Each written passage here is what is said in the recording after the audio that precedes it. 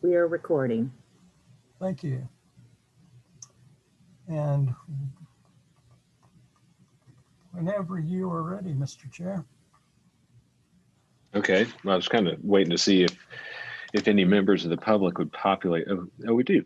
There's quite a number. All right, well, yeah, we'll go ahead and get started. So, well, good evening, everyone, and welcome to the December 9th, 2020 BAR Large Virtual Meeting. This is the last meeting of 2020. May be the last thing of many 2020 events. But my name is Jay White. The other board members that are present here this afternoon are James Metters, Leon Scott, and Luda Subchuck. City staff present this evening are Lawrence Courtney, Linda Bennett, and Alex Howell. And before I go too much farther, I'd like to acknowledge Alex, who is leaving the city for a job up around Maryland Way. So we appreciate the service that you've provided to the city. I hope you found it fulfilling as a career step, and we look forward to hearing of your continued success. So let me go through the order of the meeting, which will be familiar to many of you. First will be an introduction and overview by city staff to the board and to the public.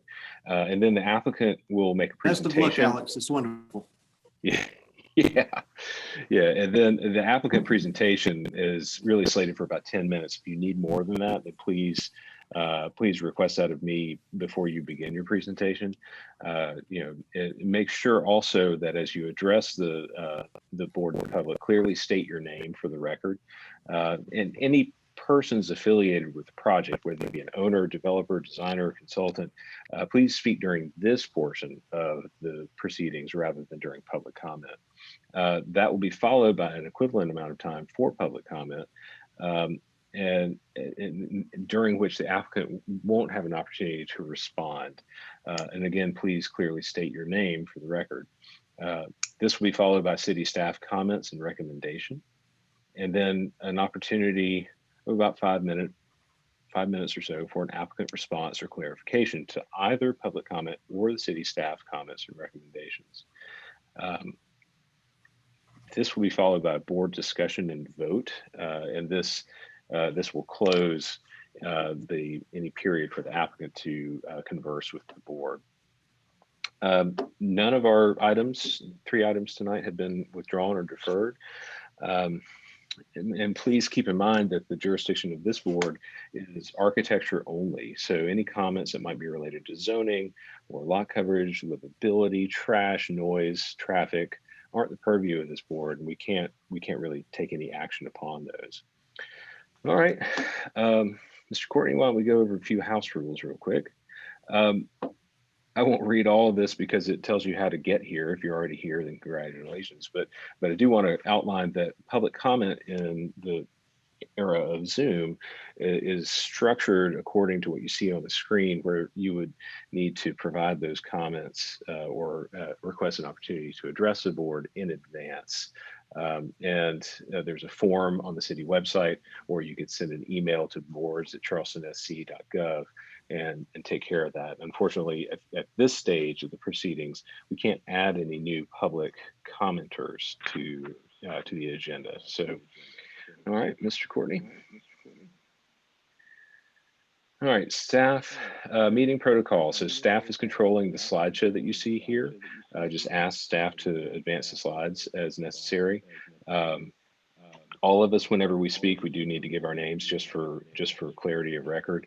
And then for attendees, your video and microphones have been disabled until you're promoted to presenter by either Alex or Linda Bennett. The chat and QA functions have been disabled for security purposes. Public comment, applicants and all team members in the public have been required to register, like I mentioned earlier, indicate which project they wish to speak on, and submit any documents in advance of the meeting. And just as it would be in an in-person meeting, all applications heard today are part of the public meeting format. If you've registered and will speak during the public comment portion of the meeting, you will need to state your name and address for the record. Those members of the public that have registered will be called in order by project, so do keep an ear out for your name to be called. Members of the public that speak are encouraged to remain in the meeting for the completion of the item you've commented on. You never know what's going to happen. And then staff will call on registered members of the public to speak for each project, but unregistered members of the public, as I alluded to earlier, who raise their hands won't be called on. You have to be registered. All right, next. Board members will be polled by the chair for comments and for their vote on a motion. Each member, when voting, should respond yay in favor or nay not in favor. The chairman will reread the motion verbatim, and the board member making the motion should correct the chair if they've not reread the motion accurately. If a board member needs to recuse, they will be temporarily removed from the meeting and placed back in the meeting at the start of the next agenda item.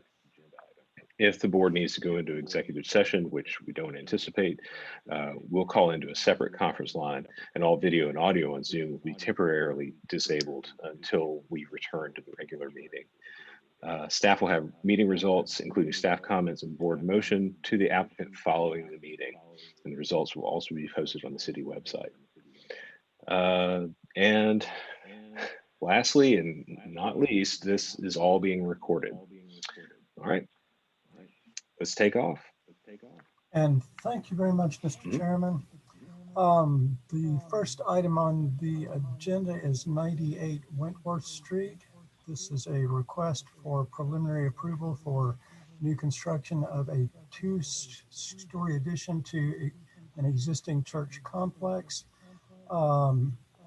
which includes the Grace Cathedral, which is a one structure in Charleston Village in the Old and Historic District. Some context photos. This area shows Wentworth on the south, Glebe Street on the east. We have coming on the west. This is the site of the new addition, the cathedral on the right here. This has been approved for demolition by the board previously. Larger view of the site here. Looking east on Wentworth, looking west on Wentworth. This is the site right here. And previous staff comments. Well, the previous motion was conceptual approval with board and staff comments. That was on September 9th of 2020. Previous board comments, which I will paraphrase a little bit here, was that one board member appreciated the attention to detail and how the applicant has adapted the design to show these details by using technologies and models to address many of his concerns. He has visited the site and looked at those view corridors and walked Wentworth Street and thought at that time that the modifications that had been made have significantly improved the project. The church is still substantially visible to the public and can be appreciated by all, even though the applicant is adding this addition on the west side. Another board member indicated that they had missed the first meeting, but that they see the improvements in comparison to the first rendition, and they would like to see more glazing and the structural lighter. But at the same time, Hanahan Hall, which is on the east of the cathedral, is fairly heavy and solid, so that they balance each other out, and that they were in support of staff comments and recommendations. Um, Previous staff comments include generally, as previously noted, the project is well conceived as a bookend to Hanahan Hall to the east in the overall cathedral complex, and is largely deferential to the cathedral in terms of massing and the articulation of architectural elements. Staff comments at that time were in response to staff and board concerns regarding height. Applicant has reduced the height of the building by 1 foot 7 inches to address staff concerns about the proximity of the addition to the northwest portion of the cathedral. This area has been shifted to the west to a minimum closeness of 10 feet to the outside face of a cathedral buttress. The elaborate metal cornice at the setback and lowered portion of the addition to the east has been simplified, but could be made more similar to that of the addition main body. Reference sheet A201.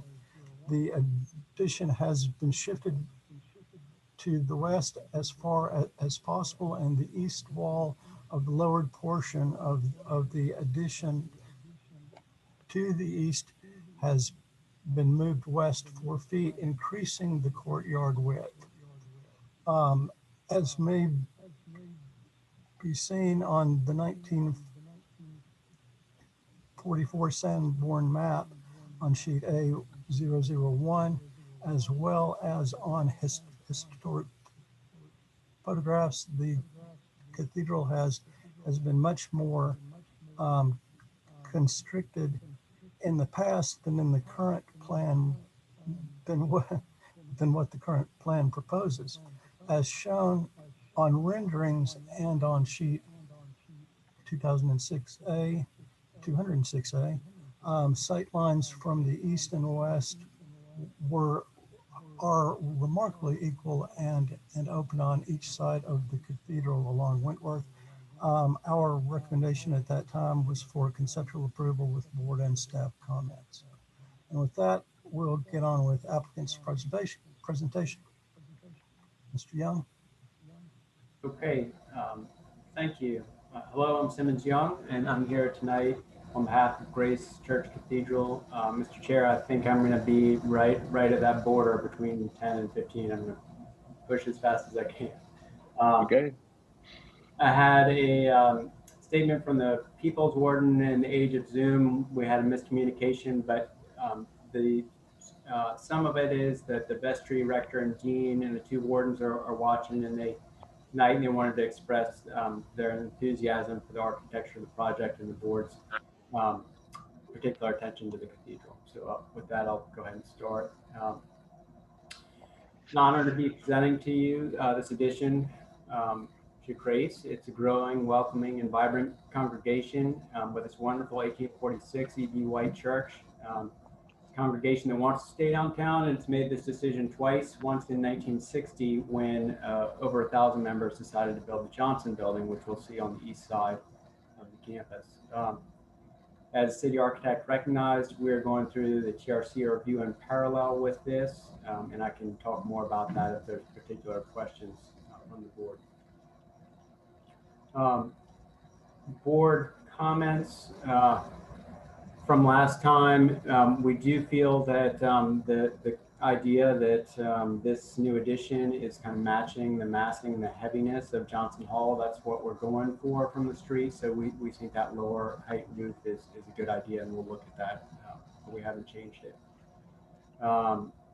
And then from the staff comments, we'll look at the cornice and what the design intent is and what we're doing there. I'm going to fly through some of these first slides. Sheet A100, and congratulations, Alex. I'm sorry to see you. Congratulations. Sheet A100, A001, I'm sorry, which is just historic photos and Sanborn map. Can we go back to 001? Oh, I'm sorry. There we go. Okay. That's that. If we need to refer to it, the next one is sheet 2, which is sheet A002, the context mapping. And next slide. These are photos. I think you're all familiar with the site, so we'll skip it. Sheet 4, that's the evolution since 2000. Sheet 5, we can skip to the next. Sorry, that's the diagram that shows the new building and its relation to the campus, its massing, and how it completes the composition of the buildings. On sheet A100, the site plan shows similar stuff. You can see Croft Hall is the dashed line there in the middle of the Cathedral Hall. That's what's being demolished. Parking on the left, parking also on the northeast side of the campus and upper right there. Yeah, and then the playground for Grace Little School, which is housed in the older part of the building, and also for the Sunday school. Sheet A100A, the landscape plan, shows the courtyard hardscape design. We do have a landscape architect with us tonight, I believe, if you all have any questions. The ideas that we want to show here that you haven't seen is that we're going to put some trees in front of the new building, similar to what's in front of the Johnson building, probably some crepe myrtles. All right, and a full canopy shade tree will go in the playground. Sheet A101 is the first floor plan, showing the Cathedral Hall with the alignment of the main windows and the columns with the stained glass windows of the cathedral. So we're translating that original design of the cathedral through the Cathedral Hall. The service functions are in the rear. There's a landing out front and an ADA ramp going to the front and the rear. There's a one-story section of the building where the kitchen resides. It's gets shorter as we get closer to the cathedral, and that's generally a strategy is to be more deferential to the cathedral as you get closer to it. Sheet 102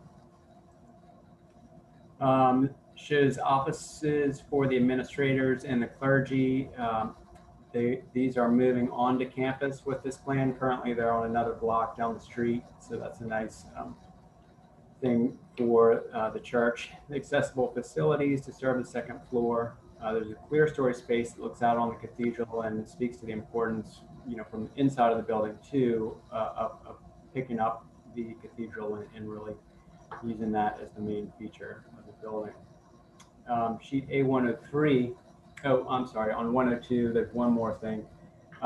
There was a roof, which we're now turning into a roof deck going off that conference room. And we'll look at that, I think, in elevations and street views. That's in the model. That'll be most useful in a section. Sheet A103. Okay, so there's the mechanical screens. We've pushed them as far away from the street and as close to the center of the building as we can. And there's a simple detail on the upper right-hand side that shows the aluminum mounted on galvanized posts. Sheet A103, I'm sorry, sheet A200, yeah, great. The streetscape showing the massing of the building. Sheet 201, A201, I'll slow down a little bit here. So the previous is shown on top and the new on the bottom. The roof terrace is in the background. It's behind the cloister and it's about 120 feet away from the sidewalk. Otherwise, not too much has changed. The mechanical screen, and again, we'll get to the views. Not so visible. Of course, it's visible in a straight line drawing, but it's less visible in perspective. Sheet A202. Not much has changed. We think I'm sorry, is this 202? Are we on 203? Yeah, great, thank you. Sorry. Not much has changed. We think we've strategically minimized the effect of the mechanical equipment. We have added 2 louvers in the wall. They're very far back from the street, and they work with the composition of that portion of the building. Some minor changes to some window details. Sheet A203. The section and the east elevation. There is a change to the material, the cornice on the lower roof. It changed to metal. It was previously stucco. We changed it to insulated metal panel like a Lucabond. We propose a matte finish and a color to match the stucco. We're working on how long those sections can be, but at least 8 feet. Try and minimize the joints. In our design intent is to use a lighter material that typically is used to span, something like metal, instead of stucco that's more associated with masonry. And this is this whole portion of the building is its own individual design element. It's a double height space, so we're trying to make it, we are not trying to make it like the main building. It evokes the side porch design or piazza design, which has a beam at the top that goes between columns. And it draws on some classical proportions. You can see the roof terrace and the raise in height. We are adding a glass and metal railing and trying to keep the parapet of that roof low for reasons we'll see in a second, mainly just to try and keep it minimally visible. Sheet 204 shows a section through the building and how the building relates to the courtyard and how the volumes of the new space work. The roof terrace in the distance can be seen in the distance with the low parapet wall and that glass and metal railing I was talking about. Sheet 205 is the north elevation. It's not very visible, and we simplified it. We added some windows in an office and in the testing room. The windows are at the center of the north portion of the addition, still let light into the lobby, which we think is the really important thing. The elevator lobby. On sheet A206, showing how the volumes of the space work. You can see we have a large space on the first floor, and we're trying to keep the proportions right with the ceiling heights while still keeping the building as short as we can. And then this shows the relationship to the ground plane, and something which I want to ask for tonight for the board to consider that's not on these drawings. I'll outline it a little bit here. We're requesting to lift the entire building an additional 5 inches from what we're showing. And there's 4 reasons for this. We are showing a 11.59 elevation of the first floor slab. We'd like you to consider 12 feet. There's a relatively new city stormwater regulation that requires the 3,500 cubic feet storm water storage, which would all go under the slab. There's very limited places to put it on this building. Can't put it close to the church. Can't put it in the College of Charleston's underground stuff that's under the parking. There is, can't put it in front of the building, the parking lot, too far away in the back. And it's got to get water from this building. So anyway, that's what that amounts to is a 40-foot long by 3-foot tall by 15-foot wide cistern, and actually 2 of those. So they're big. And they've got a drain into the thing. So that's issue 1 is stormwater. We are moving from an AE13 to an AE10. That's good. There's a new city requirement that goes to a +2. Finally, our original survey was based on a 1920s benchmark. That all changed in the 1980s. We thought we were matching the Johnson building at 11.7. Sorry, at 12.7. That's now 11.7. It's all a long and complicated way to ask for 5 inches. Typical wall sections on sheet 301. So this is the good stuff. They're in plan sections in sheet 302. We can just move through these relatively quickly. Coping details in the wall sections through the windows. Sheet 303, the wall section near the front of the building. we on 303? This is where the stair door is on the side, the sprinkler room door and the stair door. Sheet 304 is a section through the front entry. You can see some of the cast stone items that we're using that are also on Johnson Hall. And sheet 305 shows the whole section through the low roof curtain wall space. It's a 2-foot base, a 23-foot high section of glass and column in different places. A 3-foot overall cornice height. In other words, it's a base that's roughly 1/10 the height and a cornice that's roughly 1/7 the height of the column. And that 1:7 relationship turns up a lot in classical proportions. And that's why we're setting our cornices and stuff the way they are, and tablatures and all that. Sheet A1, I think the rest of this stuff is going to be real quick. These are just details that we're going to try and match. They're throughout the campus, the lights and rails, and you'll start to see those show up on the final drawing on the next set. Sheet A2, these are views that we talked about a lot previously. Sheets 2, 3, and 4 are all about how much of the cathedral you can really see, although they do good renderings of the building itself. Okay, and then I'm going to switch to this model and then I'll stop talking. Okay, so bear with me while I take this model around.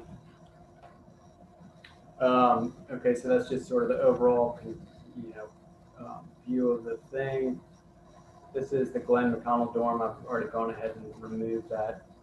The way my camera works, we're about, in my estimate, 16 feet off the ground here at the sidewalk, and if I move back off the model, that puts us closer to like 6 to 8 feet.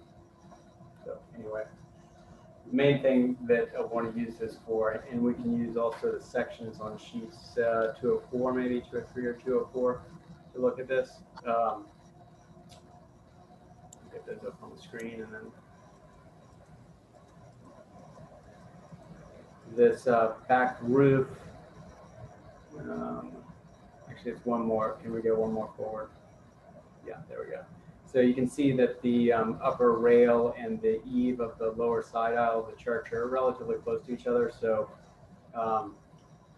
where you can see the roof of the church, that's when you see the rail.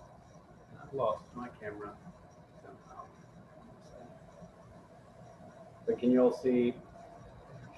Can't see what I'm showing you. There we go. Okay, so back here, this is that roof deck. This is it from the street. You might see a little bit of that. And that's where it is. And then the other thing that we added was, you can start to see them appearing up here, these mechanical screens. But we think they're, again, pretty minimally visible. And that's actually sidewalk level. It's not great. I wish we could all stand around this thing, but we can't. With that, I am going to close it and see if there are any questions. Hey, thank you. Any questions from board or staff?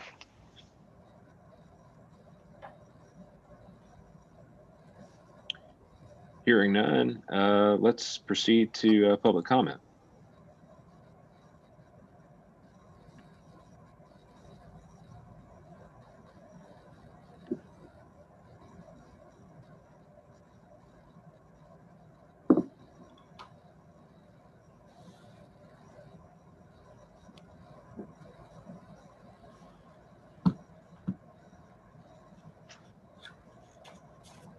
Jay, Alex or we Linda? have, Oh, yeah, sorry go ahead. about that. Jay, we Yeah, go have ahead. Erin Minigan, who's going to be Okay. speaking first. Okay. Thank you. Erin Minigan, Preservation Society of Charleston. The Preservation Society was encouraged by board comments at the previous meeting about the positive impacts more glazing would have on the front of the building, but disappointed it was not incorporated into the motion.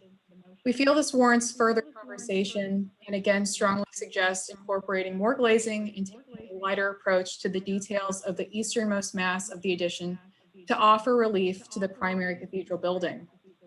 Specifically, we feel the curtain wall treatment of the center bays is very successful, and pulling this approach around to the front two bays on the east and south facades would benefit the design and reduce the perceived mass from the street.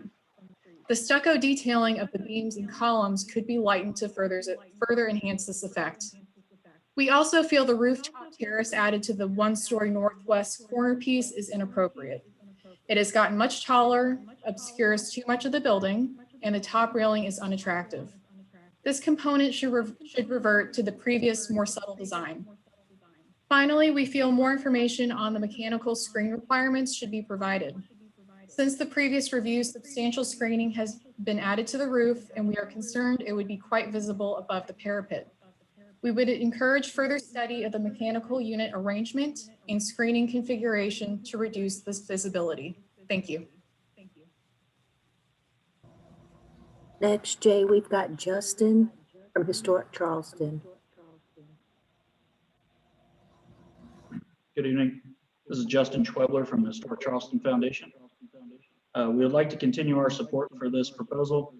The applicants have been very responsive to BAR and HCF comments, and we feel that they have created a complementary and high quality design, and we recommend preliminary approval. Thank you.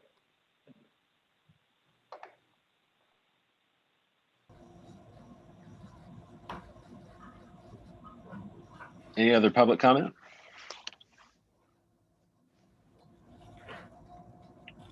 All right, if not, then city No staff written public comments. comment. Okay, great. Any staff recommendations, staff comments? All right.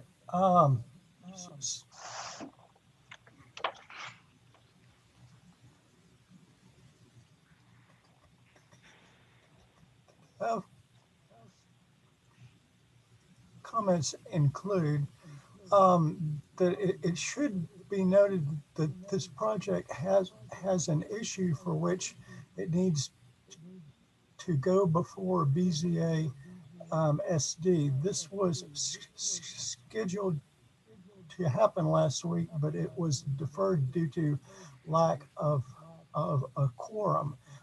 Because of notification and scheduling issues, this meeting cannot occur until January 6, 2001.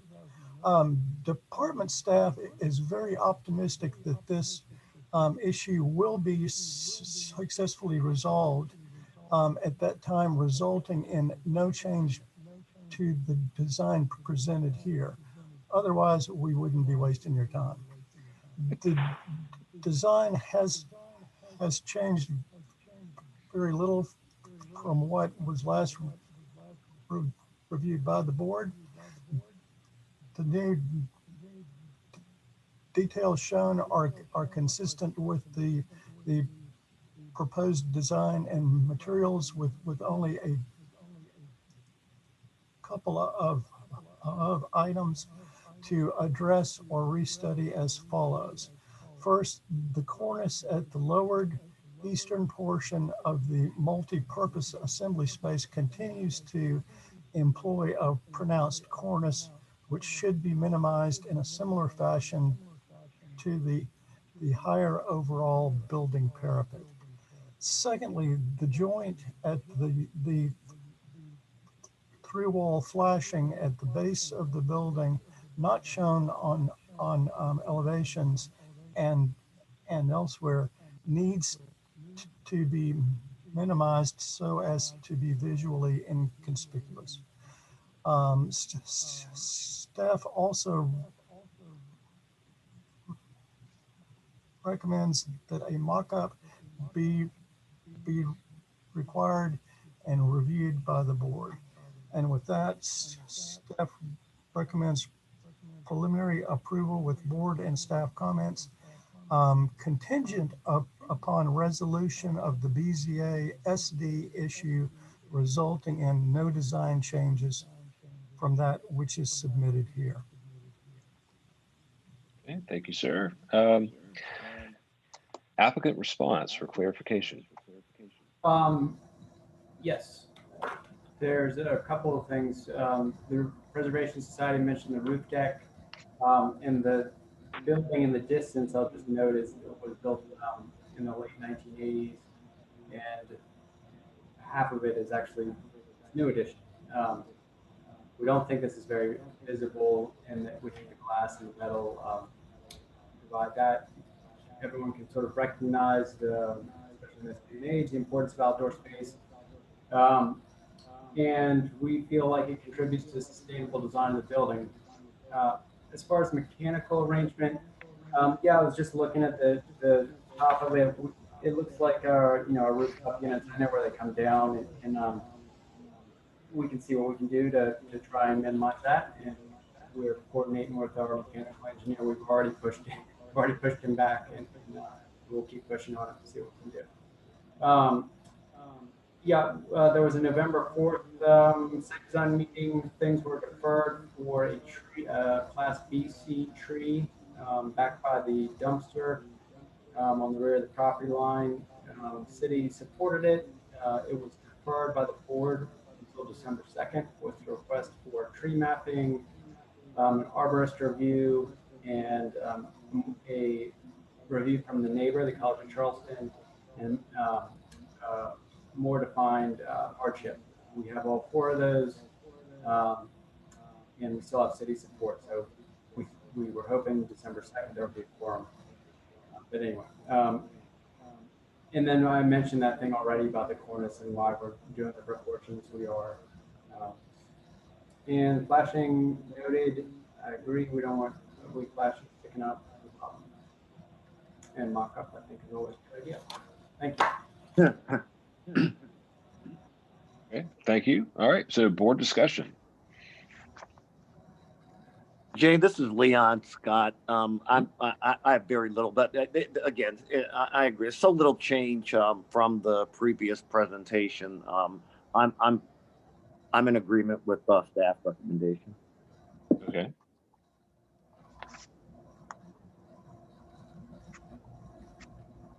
Anyone else?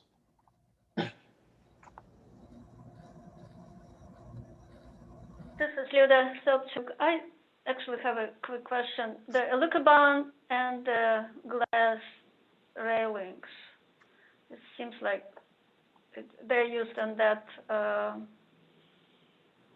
guess, the platform edition.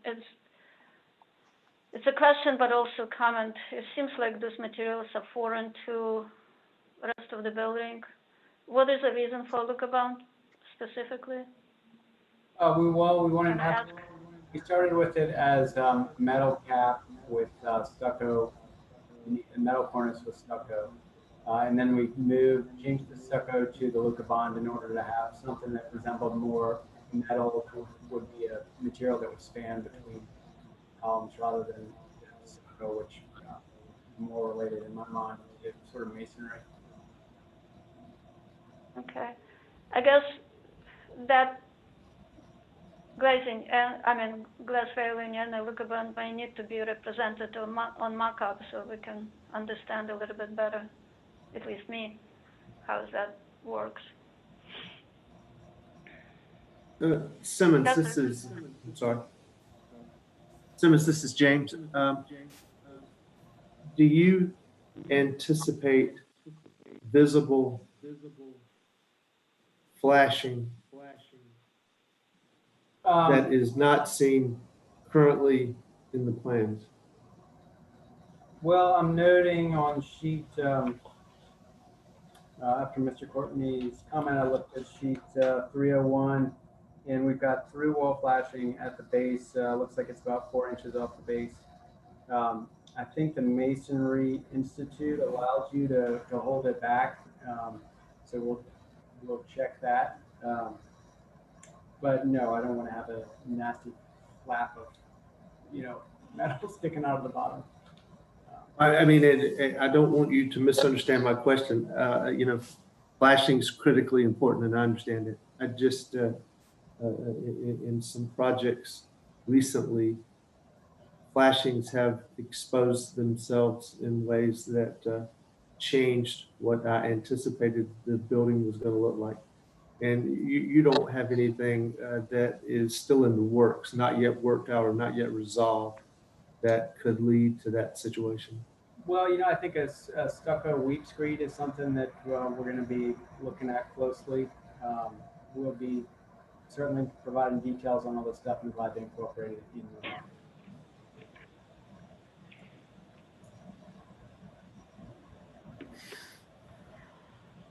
Okay. Any other comments or a motion? This is Luda again. This 5-inch you mentioned to add to the height of the building. I guess we need to address that. And personally, I don't have any issues with that. So we may need to make sure that it is in motion. Thank you. Yeah, that's correct. It should be, and I'm fine with that rather small adjustment to the plan. Yeah. So Jay, I'll make a motion for approval, Okay. including staff comments and board comments. Okay. This is Leon Scott. I will second. Okay. So that's a motion made and seconded for preliminary approval with board and staff comments. Made by Mr. Metters, seconded by Mr. Scott. Ms. Subtuck, how do you vote? Yay, in favor. All right, Mr. Scott, Yay in favor.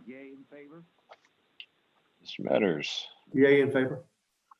The chair votes likewise. The motion carries 4-0. For your time and consideration.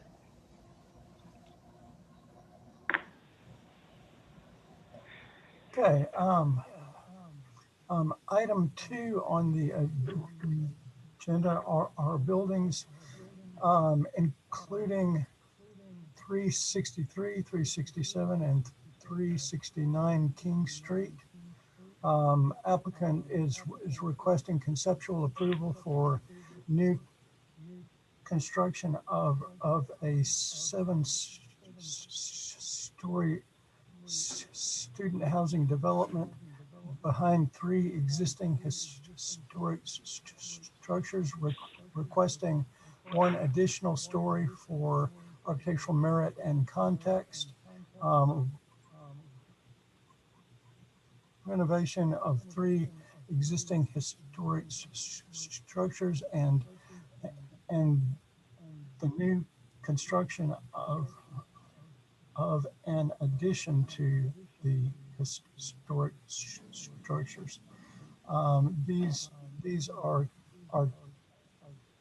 category 3 and 4 historic structures in no specific neighborhood from circa 1892 and pre-1884 in the Olden Historic District. Some context photos. We see the site here bounded in red with King Street on the east, Calhoun a ways off on the north, St. Philip a ways off on the east, and there's a lot in between here. This is the site looking north on King. And with that, we will turn it over to the applicant for their presentation. Mr. Ramos. Good evening. My name is Steve Ramos. I'm an architect with LS3P, and I'm presenting on behalf of the owners of the property. I'm really excited to be working on this project. It is a real tour de force in that there is a large amount of retail, there is a large amount of student housing, and there is a total of 4 different buildings that are part of this assembly. 3 of which that you see on the right are historic buildings that I think are going to be exceptional buildings. They have not been maintained very well, but with this project, they will be getting that polish that is much needed. And then there is a new building that is being built behind those, which is building number 4 that you see on this site plan here. Because there are 4 structures, I've got a lot of slides to get through, so like Mr. Young, I will certainly need more than 10 minutes, but I will be swift and concise. Next slide. This is an aerial photograph. You can see King Street in this photograph. Marion Square, just to get you acclimated, is at the right there. And the site is highlighted in red. The historic buildings, of course, front on King Street. There is a red dashed line there that indicates really the extent of the historic pieces of those buildings. And so the new structure is going to occur behind those. And for some of the board members have been out on site. It was only about a month ago where we were approved for demolition of the non-historic structures. So a lot of you are familiar with this site already. Next slide. This is another angle. One of the very unique things about this site is that it is landlocked. The new building that is being built is surrounded on all four sides by existing structures. 3 of the sides are by historic buildings. And then in the foreground there's a newer structure, the Campus Center student apartments, which you see. Next slide. I'm going to start first by focusing on the historic buildings, and then we will move over to the new building. Next slide. Here's a photograph of those existing structures. Next slide. So 363 King, this is really, I would say, the jewel out of the 3 in terms of the architecture, I think is really exceptional. One of the really awesome things that we uncovered with the help of Historic Charleston Foundation's archives was an article that talked about the original building, which was built in 1891. And I've highlighted some of the really interesting details that were noted in this article. It was originally the C.P. Poppenheim hardware store, really nice hardware store. The facade is made out of terracotta and what was referred to as Philadelphia pressed brick. The entrance portal said was supported by wrought pillars set upon Winsboro granite. Currently, those pillars are wood and they're sitting on stucco bases. And so it's our intent to bring back the granite pedestals as well as bring in new pillars. We interpreted that they were potentially cast iron. So that's what we're proposing as part of this design. It said that the vestibule floor was of the same granite as the granite that you see on the piers, and that it was the largest block ever brought to Charleston at 16 square feet. If you look at this photo here, you can see that there are 2 steps that step up into that store.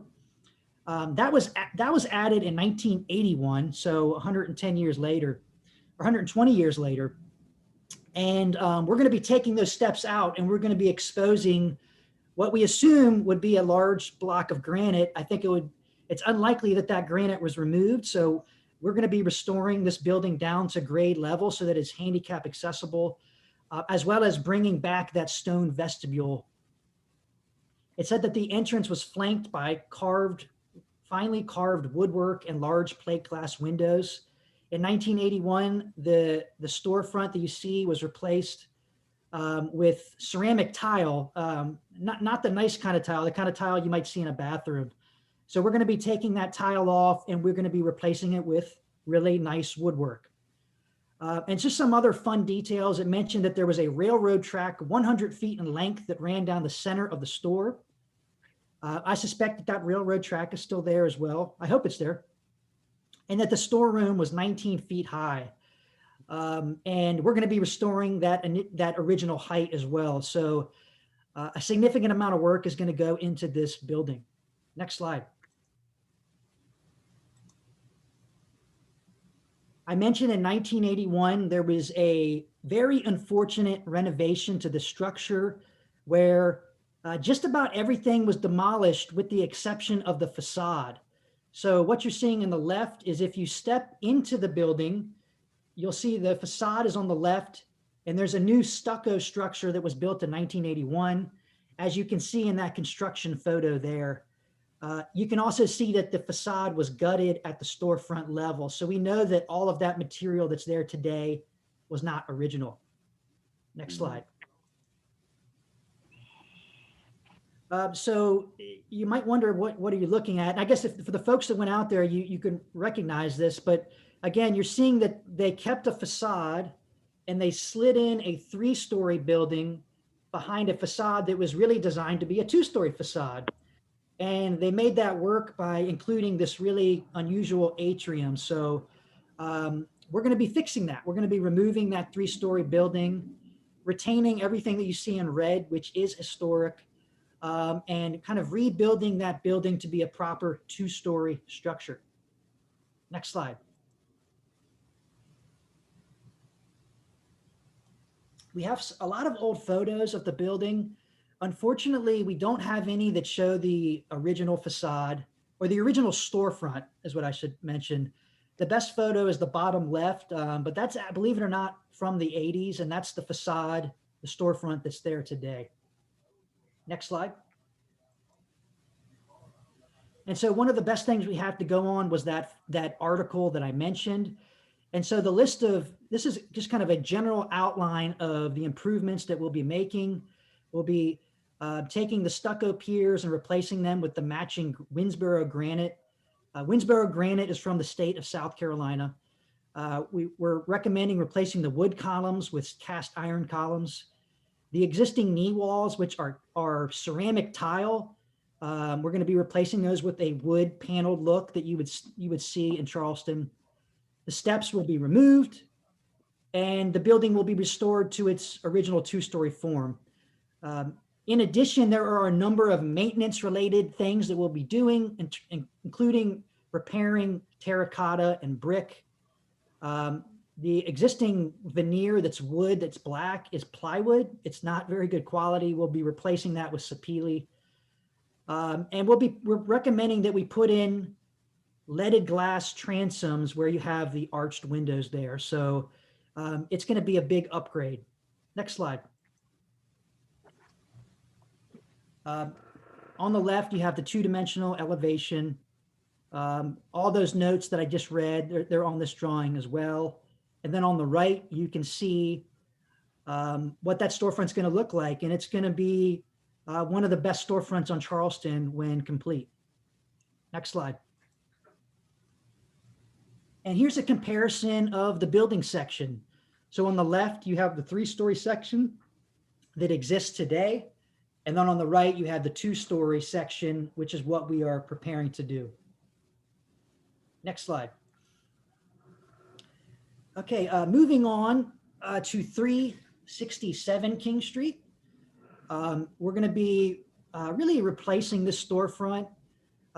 It's just, the detail is fairly minimal and a lot of the wood is rotten. So we will be keeping the geometry that you see here, but all of the woodwork will be replaced with some hardwood like sapele that will be painted, and will be really goosing up the detail level on this storefront as well. Next slide. On the left, you see what we refer to as the hyphen. And that hyphen will be the new front door to the student housing complex. At the BAR Small, we were granted approval of demolition of the hyphen, with the exception we propose that we keep the cornices, which are historic. Everything that you see in wood siding was built after 1973 and is not historic. And I'll show you some more backup on that in a moment. And then the storefront on the right, that is 369 King. We call that the Wave. And although I think it's very interesting and kind of cool, it has not weared well and is really in need of replacement. So we'll be fully replacing the storefront at 369 King. And I want to point out, you can see the terrazzo at the entrance that says Lessers. This used to be a jewelry store once upon a time, and our intent is to restore that terrazzo at the entrance there, which is going to be awesome. Next slide. I just wanted to show a couple Sanborn maps to highlight that the hyphen, which we have an arrow on, was an open porch at one time. And over time, it got filled in, and really not the best way. And so the design that we're proposing is a more glassy and open and contemporary design that is a subtle nod to the openness that would have occurred when it was a piazza. Next slide. This is some more historic photographs. We have a lot of these. I just want to direct you to the Lesser's building. You can see the storefront, which is that concave design. It's faceted. Our intent is to rebuild a storefront of similar geometry, except it's going to be made of painted sapele and glass. Next slide. So this is a three-dimensional image. You have the existing conditions on the left, and you have the new proposal on the right. Probably the most transformative change would be the hyphen, which is really kind of a Frankenstein design right now. What exists today, we're proposing a much more open and glassy entrance. But one of the best things about it is it's going to expose and make visible the sides of the existing historic buildings. And you'll have a little atrium when you enter into this new building. And then you can see on the right, 369 King Street, where the wave facade has been replaced by a wood and glass storefront. Next slide. Here is an existing two-dimensional elevation. And if you go to the next slide, this is really a demolition diagram that shows the materials that will be replaced. Next slide. And then this is what the new facade will look like. I should point out that the hyphen will now be 3 stories, but that third floor is pushed back over 15 feet to a distance where it's really marginally visible, if at all. Next slide. And here is a 3-dimensional rendering of what the new streetscape is going to look like. It's going to be a tremendous upgrade. I'm really excited about 363 King. It's just going to be a striking storefront. I'm also really excited about the hyphen. And if you look in the next slide, you can see a different angle, and you can see the benefits in that kind of translucency that hyphen creates, which is going to be really, really great. You can also see in this image the storefront for 369 King and that concave faceted design. Next slide. Okay, so those were the 3 historic buildings. Now I'm going to present to you the new building. This is a new 7-story structure that will be student apartments for the College of Charleston. Next. This is a site plan with King Street on the right. North is up. All of the retail that currently exists today on King Street will be retained. And in 2 out of the 3 stores, it'll actually be made larger. And of course, I just highlighted the facade changes. The hyphen will provide entrance along King Street to the lobby, which is really in the back. So the student housing building is really tucked behind the historic buildings. There is an alley on the far left of this drawing. And that alley is pretty gracious, and it connects to George Street. So there'll be a secondary entrance for the building on the top left corner of the lobby. And I suspect most of the students will actually use this because it's a direct path to the cistern. And I do want to highlight that all of our utilities and our trash are on the west side of the building and will not go through King Street. So that's a really positive thing. Next slide. This is an enlarged ground floor plan. So you can see again the retail on King Street, the narrow entrance to the lobby. There are a few apartments at this level, but it's primarily support space for the building. Next slide. This is what level 2 looks like. It is all apartments once you get to level 2, as well as in the historic buildings along King Street. We will have apartments above the retail. There is a gap of approximately 10 feet in between the historic buildings and the new building. Next slide. Level 3 looks pretty much the same as level 2. Next. Levels 4, 5, and 6 are identical. Next. And this is level 7. I suspect we'll talk about this a lot because we are in the 6-story height district. And as such, to be able to do a 7th floor, we need to get approval from you all based off of architectural merit and context, which I'm going to talk about when I talk about the elevations. But this is the main amenity floor of the building. We studied this floor very diligently and made a footprint that was very minimal and set back as much as possible from King Street. And what you're going to see on the next images is that it's marginally visible, but it will create a nice space for the students as well as a nice top to the building. Next slide. This is the roof plan. On top of the amenities, we are going to have a green roof for the building, which is I'm really excited about. It's one of the many ways to deal with stormwater. You won't be able to see this unless you maybe go into the Francis Marion Hotel or the Bennett Hotel, but it will be a nice feature for the building. Next.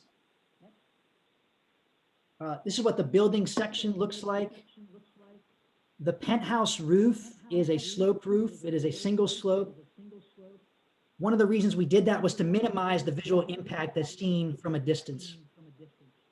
Next slide. So now I'm going to talk about the inspiration for the design of the new building. We always look to the immediate context to kind of pull cues from the architecture. We have two really exceptional facades here in the Williams-Sonoma building and the building at 363 King. And some of the items that we felt like were worth noting were the vertical proportions of these facades, the fact that they have masonry and that they've layered the facades, and that there are these really articulated window surrounds. And then, of course, the tops of buildings along King Street are exceptional, with really articulated cornices, as well as little pop-ups on the top of the roof, which add to the streetscape. Next slide. You know, this is the time of year where Charlestonians stop complaining about how hot it is, and we start complaining about how cold it's gotten so quickly. So I wanted to cheer everybody up with the little snow picture. But I wanted to highlight that this is a building for students that are going to be going to the College of Charleston.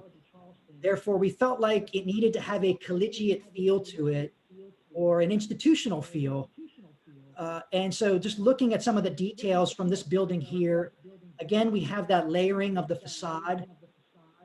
I really appreciate how they've taken two levels of windows and stitched them together to make one vertical booth. And the use of color, I think, is really interesting. That green color you see occurs in and around the cistern. So we've pulled some of that into our design. Next slide. The penthouse and how we clad that was something that we studied again at infinitum. I really appreciate these copper and glass penthouses that you see in Charleston. Copper is just a wonderful material, and that's what we were proposing that the penthouse be clad in. Next slide. Okay, this is a two-dimensional elevation of what exists today. The building you see in the background is the existing campus center building. Next slide. And this is the building that we are proposing. So the predominant form of the building is 6 stories.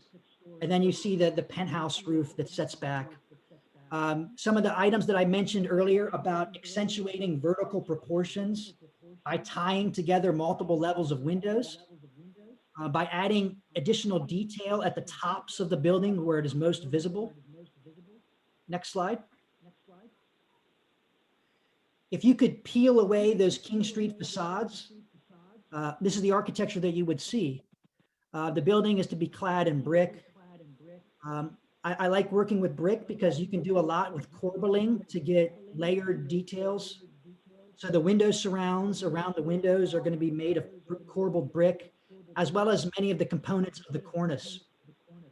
The penthouse that you can see will be clad in copper and will be highly glazed as well to almost be like a lantern on top of the building. Next slide, please. This is the overall streetscape elevation, existing on the bottom, new on top.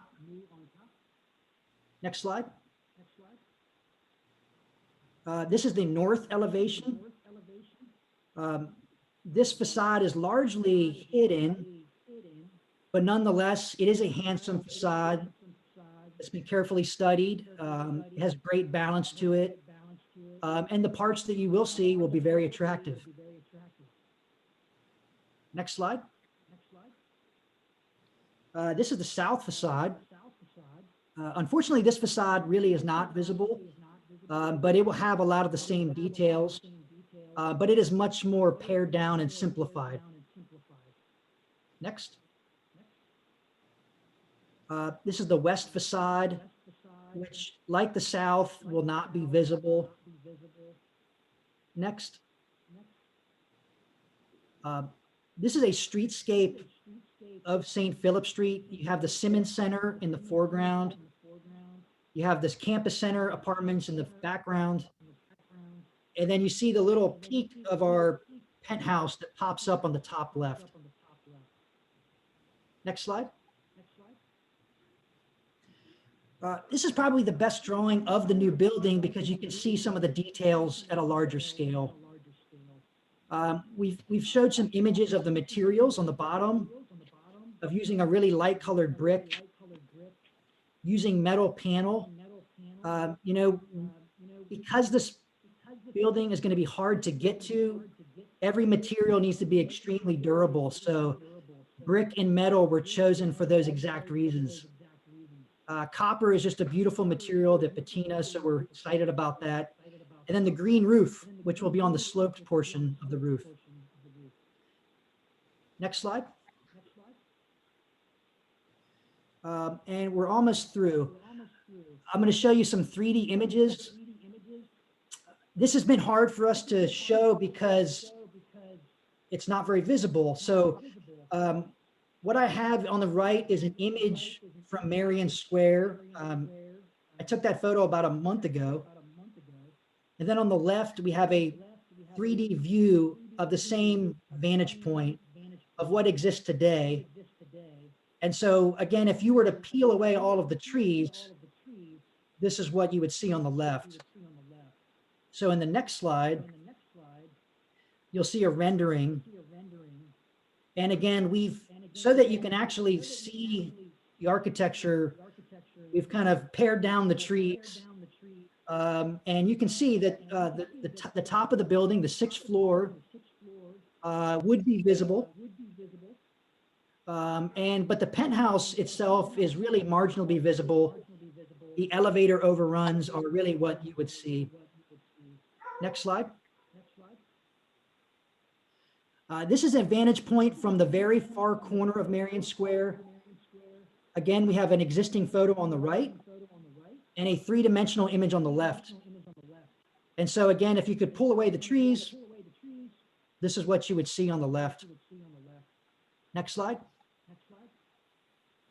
And then here's a rendering that shows the new building. Next. One of the vantage points that you will see, the 6th floor and the elevator overruns, is along Calhoun Street.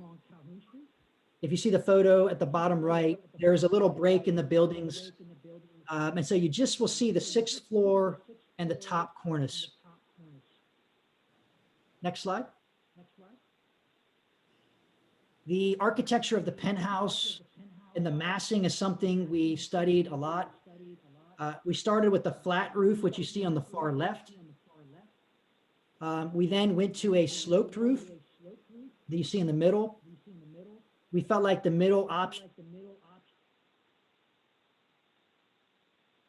flipped it. We put the high side of the roof on the south.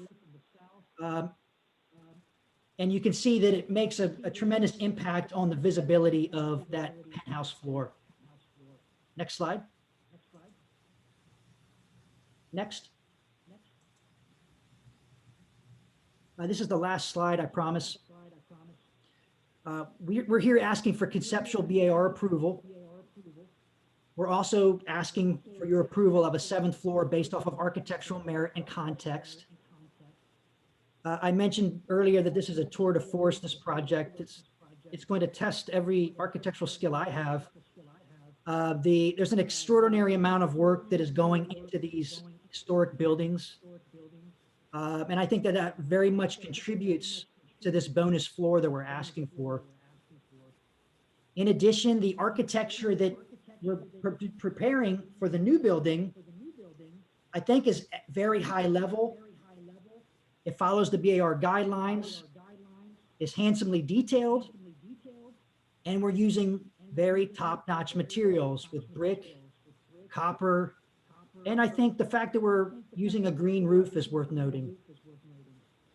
I think for all of those reasons, we believe that this is an ideal project for the bonus floor.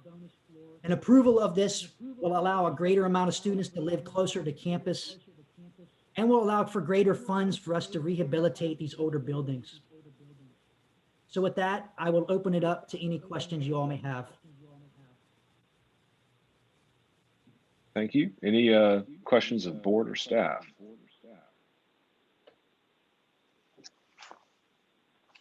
This is Leon Scott. Steve, just a quick question. You mentioned the wood columns. I think it was at 367.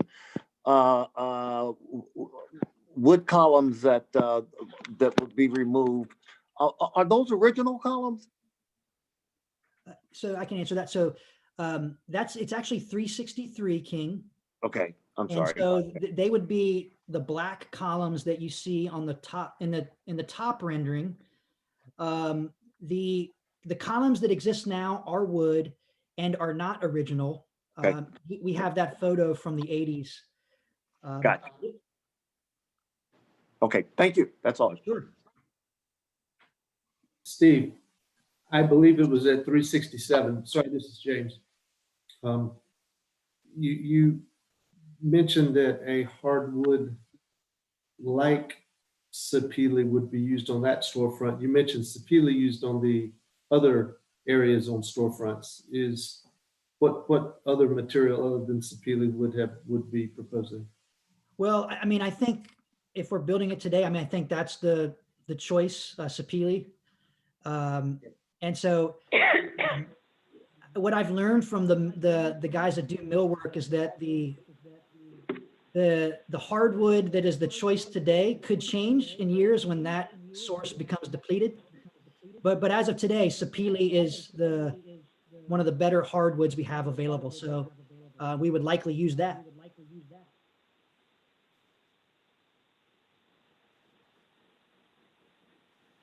Any other questions? All right, well, shall we move on then to public comments? Let's go with the in-person or audio public comment, and then I have a number of written comments to read into the record. Jay, our first person is Aaron Minigan. Hmm?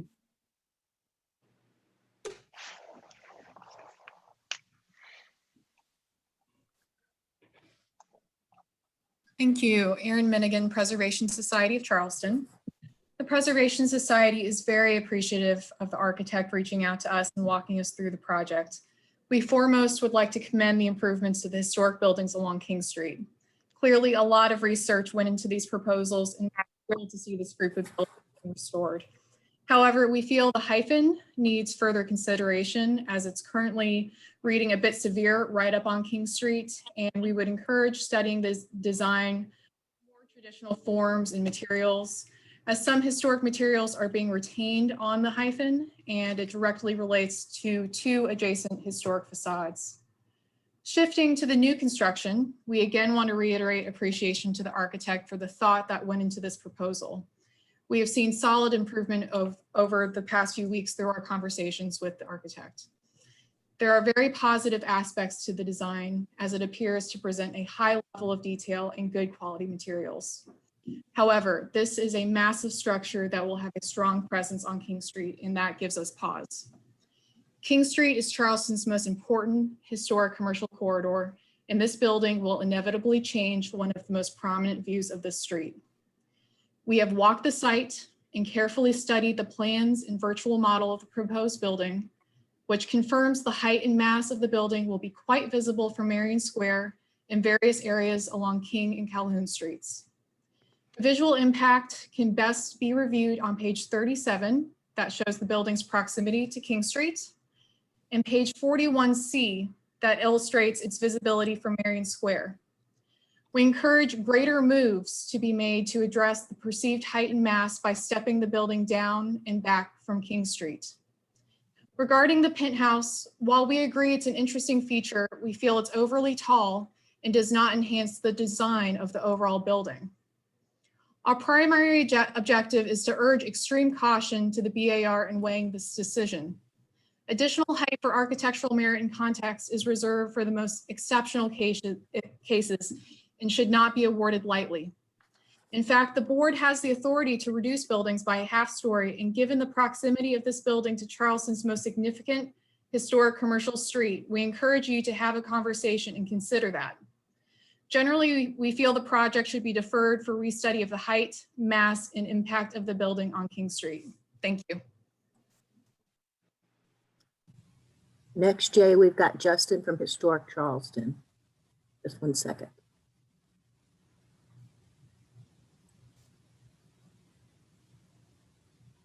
Good evening. This is Justin Schwebler with the Historic Charleston Foundation. Like Aaron said, we would like to thank the applicants for providing us with detailed presentations of this project over the past few months. They've been very receptive to our comments in all of those meetings throughout their design process. I should first mention that HCF currently holds an easement on the front facade of 363 King Street, and we're currently working with the applicants to resolve some legal issues regarding that easement. We do, however, think that the applicants should be commended for their dedication to the restoration of the historic structures along King Street. The applicants have shown a considerable amount of attention to detail in reestablishing appropriate storefronts for these historic structures. We feel that though it should not count for the totality of their case for architectural merit, the sensitive restoration of these historic structures should be considered as an honorable cause to partially justify their request for an extra story. We do, however, have several comments regarding the proposed student apartment. The top 2 stories of the apartment building are finely finished with brick corbels, a detailed cornice, and accentuated window surrounds. In order to meet the requirement for architectural merit, we feel that this level of detail should, at the very least, extend down to the 4th floor of the apartment building. It's hard to justify the architectural merit of the building when only 2 of the 6 floors receive any improvement in material palette or design, regardless of the building's visibility from King Street. With regards to the 7th story, we feel that the case has not been made for the necessity of these accessory spaces. Places to exercise, socialize, study, or cook can easily be accommodated within the 6-story massing of the apartment building, and students could have access to the roof deck without the addition of a large 7th-story structure. The 7th-story shed roof structure seems too dissimilar in design from the primary massing of the building. The applicant has stated that they want the 7th story to have an interesting and unique impact on the skyline, but they've also arranged the massing to partially hide the structure. We find these ideals to be contradictory, and the design suffers as a result. The elevator towers are also too visible and intrusive, even with the complementary material treatment. And we believe that the applicants need to rethink the design of the 7th story, and we do not find sufficient architectural merit on the 6th-story massing or the 7th-story addition to justify their request at this time. Thank you. Jay, that's it for public comment. We can go to the letters now. Okay, well, buckle up because there are a number. I will proceed through these as swiftly as I can, understanding that most of them are relatively brief to begin with. Oh, I might have accidentally closed them. Bear with me for one quick moment.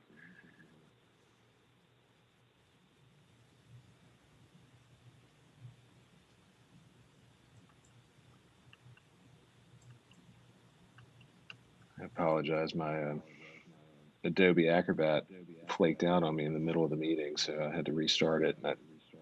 And in the middle of that, I lost the compiled comments. Here we go. All right, these are all in reference to 363 through 369 King. All right, from Dick Downey of Bowling Green, Kentucky. I am a member of the Preservation Society of Charleston, and I oppose the applications for additional height of this project. There's insufficient showing of architectural merit and context. The historic nature of the surrounding property should be carefully weighed. Thank you for your consideration. Then from John Kennedy, Coolblow Street, the 5th and 6th floors are the only redeeming qualities of the new building. Floors 1 through 4 are incredibly lackluster. The 7th floor being requested based on architectural merit is disjointed from the floors below. This is easily visible from Marion Square and should be better integrated. The new building reads as 3 separate buildings with no architectural connection between them. From Christine Greenleaf in Somerville, South Carolina. Thank you for allowing me to comment on this. I'm not in favor of the additional story for the student housing development. One additional floor is not going to make a big difference in the quantity of on-campus housing. This is not worth further changing the traditional view of King Street and its skyline. Okay, from Kathleen Rivers on Atlantic Street. We continue to cook the goose that laid the golden egg. As a resident of this beautiful city for over 40 years, it saddens me to see enormous challenges of flooding, parking, traffic congestion, and other issues. Oh, well, that's not pertinent to our purview. Urge the BAR to examine extremely carefully any and all proposals that continue to push the boundaries of the city. I believe they're talking about the additional height. Ellen Harley at Wentworth Street.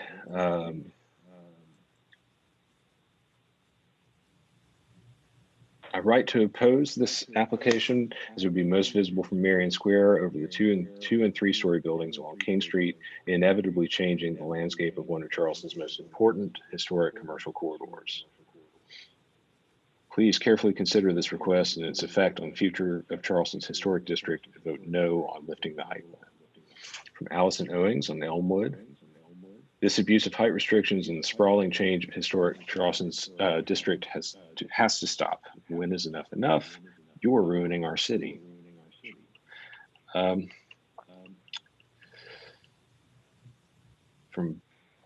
Bo Dane on Meeting Street. I'm writing in respect to item 2 being discussed at today's meeting. While I agree as a general principle, achieving additional density by increasing height on block interiors is a good one, and the BAR should award additional height for buildings of particular architectural merit. I think that in this instance, awarding an additional 7th story would be a mistake. With respect to the first point, the kind of hidden height that we should promote on block interiors is not present with this project. Due to the project's specific location, it would prove disruptive from just about any angle from Marion Square, which of course is an important and historic view corridor. I also agree that the design of the stories that are buildable by right within the height district have some architectural merit. They're generally attractive. However, this does not seem to me to be the case, the 7th story. 7th story penthouse level breaks with the context sensitive design that's been proposed for the rest of the building. Surely, if you're going to award a bonus floor, the bonus floor should continue the architectural merit that got it awarded in the first place. All right. And that is all of the letters that we received on that application. All right, at this point, we will move on to city staff comments and recommendation.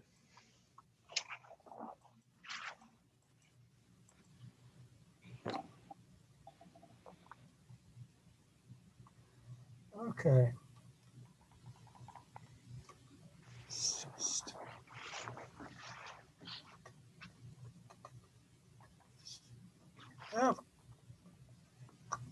comments have been broken into three parts.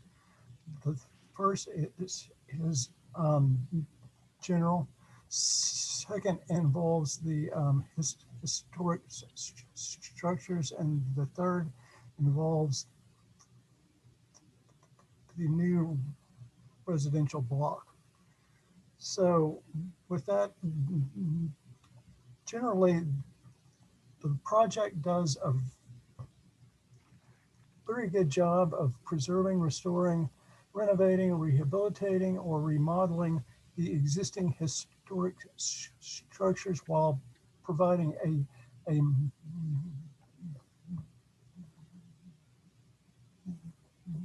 minimally visible, differential, but interesting new residential block to the rear.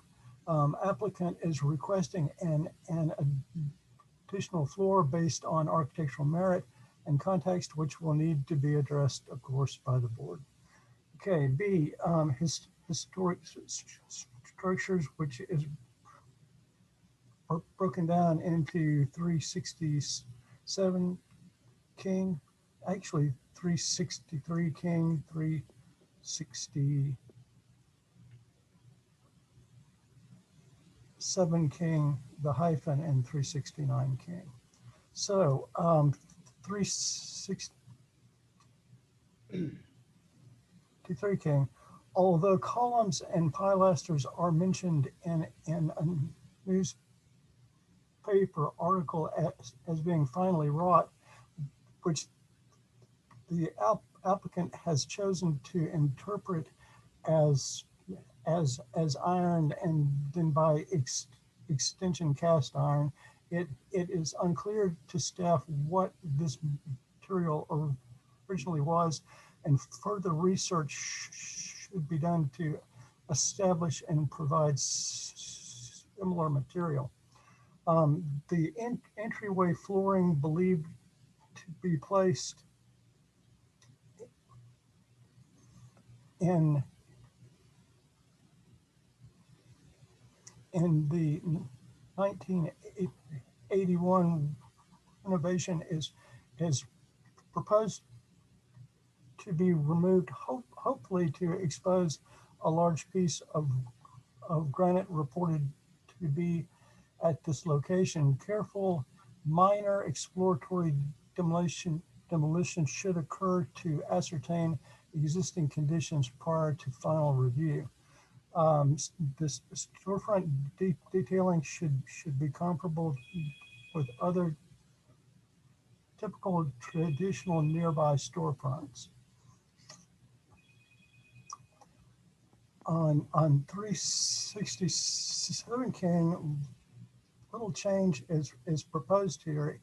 Any necessary revisions to detailing should be compatible with other typical traditional nearby storefronts. At the hyphen, as little historic building fabric exists, staff is supportive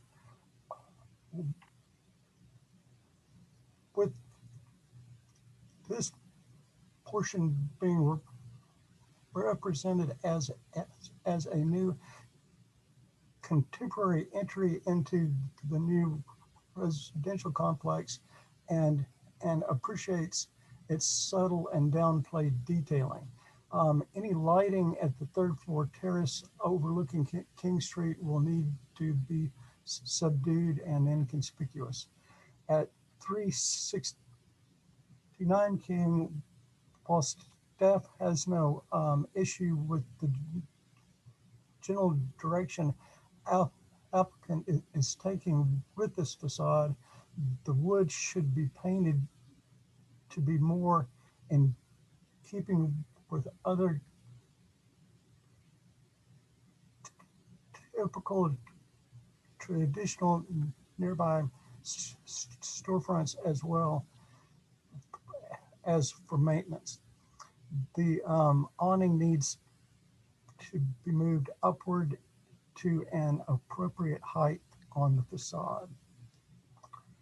on for the new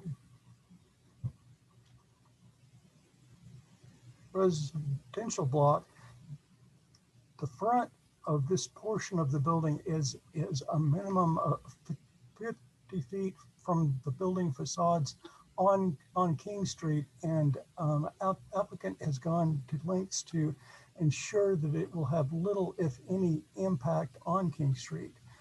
While portions of this front facade will only be seen in very small parts from King Street, the facade is well composed, with the two top floors having well articulated, recessed, and well-spaced stacked windows separated by spandrel panels over the unseen bottom floors with simple punched openings. Care needs to be taken in the detailing of these spandrel panels to avoid how they will read on drawings as heavy lines. These panel joints need to be visually minimized, and the mint color may be a little too bold. Staff suggests finding a more subtle color for these panels. The cornice of this upper portion should be simplified. It should be noted that GFRP is proposed for this cornice, and while it is an appropriate location for its use, samples will need to be reviewed by the board of the actual material to be used. The penthouse level is nicely designed with a shed roof, amenities structured coupled with elevator overrides set well back from the parapet at the east and the north, comprising less than half of the roof footprint. This shed roof design and orientation came about from a series of studies to minimize visibility of the penthouse, and while an unusual feature for a rooftop in this area, it works well in this location. It is noted that the penthouse is shown with a green roof. Although setback from King Street, lighting at the terrace area will need to be studied carefully to avoid any hot spots in this area. Applicant has provided adequate justification for additional height based on architectural merit and context, and therefore staff recommends conceptual approval with board and staff comments, with approval for an additional story as shown based on architectural merit and context. Okay, thank you, Mr. Courtney. A moment for an applicant response. Sure, I will be brief. Well, in regards to Mr. Courtney's comments, we agree that we should get conceptual approval. And all of the detail related items about the stone and the wood and the metal are certainly things that we will continue to evolve as the project matures. I want to thank Historic Charleston Foundation and Preservation Society for being really helpful resources to us throughout the process, especially regarding historic buildings. That has been a huge help, as well as their feedback about the new building. Although we don't necessarily agree on everything, but I think that's great that we can have this discourse. Just, one comment I'll say is that a long time ago, a teacher told me that urban buildings are about bottoms and tops. Urban buildings are about bottoms and tops. So you put the most emphasis at the ground level where folks can touch and feel and really appreciate the architecture. And I feel like we're hitting a home run there with what we're achieving with these historic structures. And then the next most important part is the top of the building, because the tops of buildings are often what form the streetscape or the cityscape. And I think we've put a lot of focus and attention to what we're doing to the top of the building. Yes, the penthouse is really not visible, but that was intentional, and that we wanted to really pare down the massing of it. But we feel like the detailing, the materials of brick and copper are exceptional details and materials that we're really proud of. And is the building going to be visible from certain angles? Yes, it will be. But I'm really proud of that as an architect and citizen of Charleston, because I think it's really going to add to the streetscape, and in no way will it damage or ruin anything in Charleston. And I'm really confident of that. Thank you. Okay. More discussion.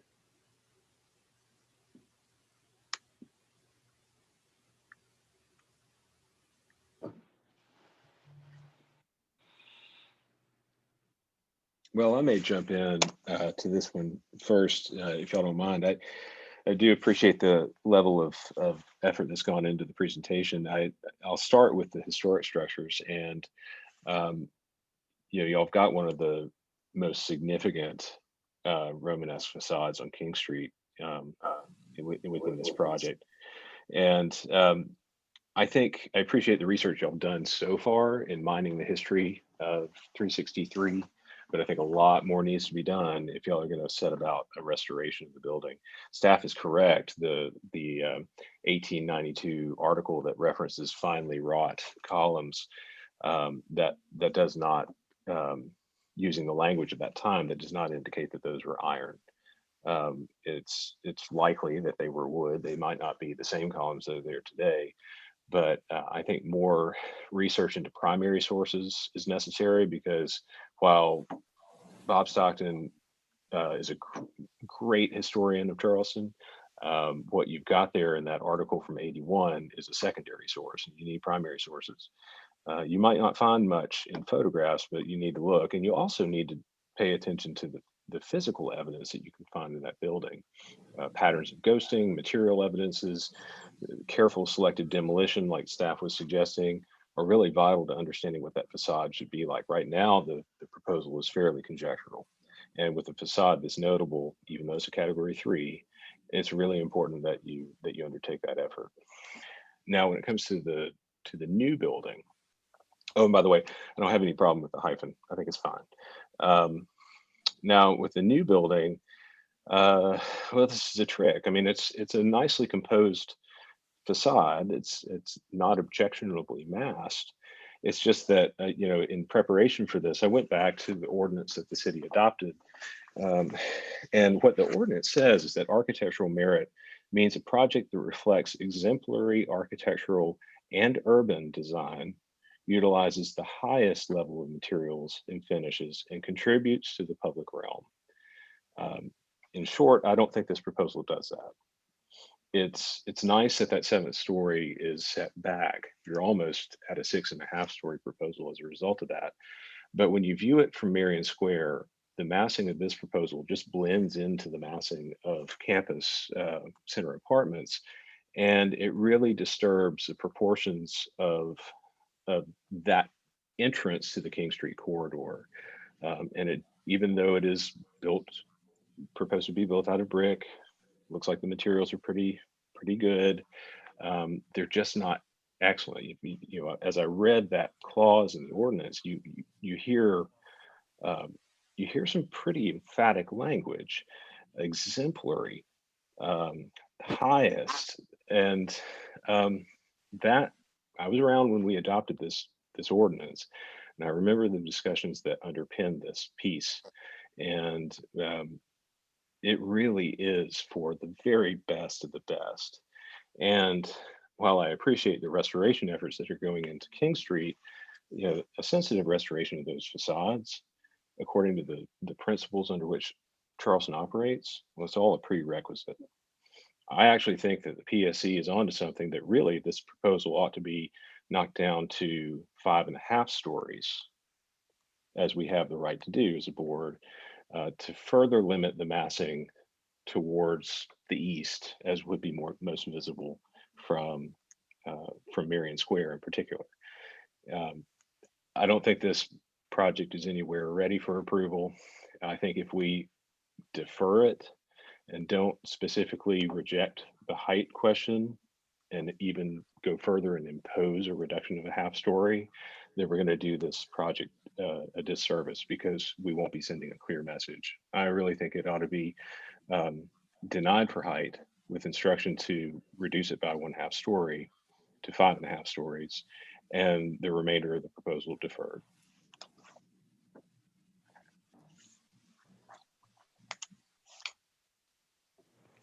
This is Luda Sobchuk. So I will also divide my comments into the historic structures and facades. Seems to be on the right path. And obviously further research for the 363, the storefront is needed, columns is needed, what material it should be. But it's actually on yes, it's on the right path, and it would be really great to restore those, particularly the bottom first level on each of the 3 buildings. The hyphen, I'm also okay with it. I actually think it could be more glassy, more contemporary as a hyphen, and it used to be the porch, so the porch obviously rails and columns and things like that, but since it's not there, maybe a more contemporary approach would be even nicer, in my opinion. As far as the new building, I have to echo Jay with all his comments. I feel like it's really will be visible, and not, I mean, visibility is okay if it's done right, but it looks really heavy, really imposing on the front structures, existing structures. The penthouse, maybe it's materials are fine, nicely designed, but not for this building, seems to be. It's kind of dissociates itself from the main structure, and the overall height. I think 5.5 story is that what we need to really concentrate on and get that building down, and much more detailing studies of the massing will need to be presented. I would think it's not ready as well.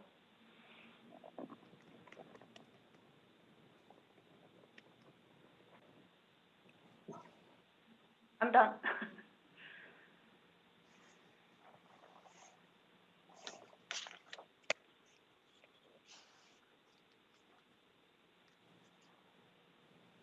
Well, Jay, I'll add that, start with the hyphen.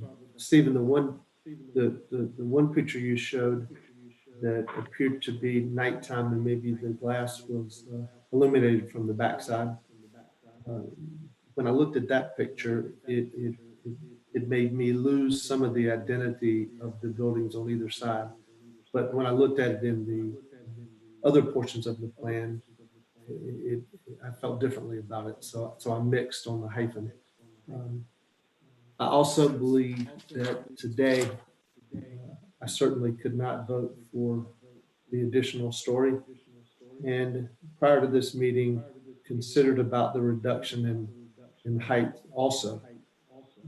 But I do want to acknowledge that I went out to Marion Square and anticipated the volume of that would be visible from Marion Square if the trees were gone. And it, you know, can you see it? Yes, you can, but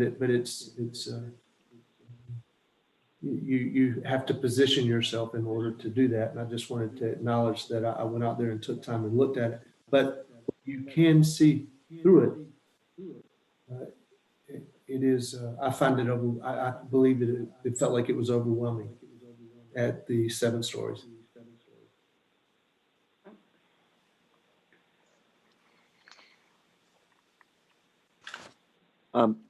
This is Leon Scott. I'm in agreement with my colleagues here. I also found that the height was, and would have a difficult time giving approval on the height. And in agreement with everyone in terms of the visibility, and it certainly needs further study. But I think the height is the real challenge.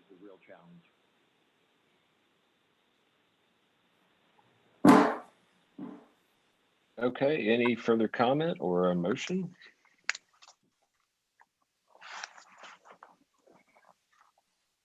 If I may ask a question again, the green roof, what exactly is the significance of that? Question to Steve. You said, what is the significance? For this building specifically. Well, and how it's designed and how it's located and things like that. sure. And size of it.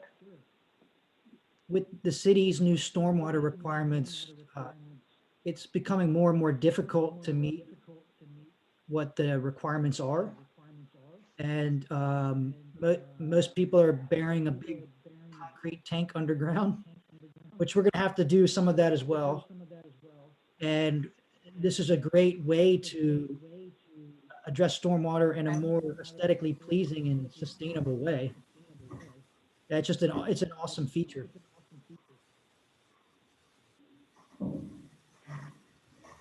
Well, when it's sloped, would it be some runoff of the water? Yeah, so you have to capture it. So it's designed to hold the water. Okay. So Jay, I'll make a motion.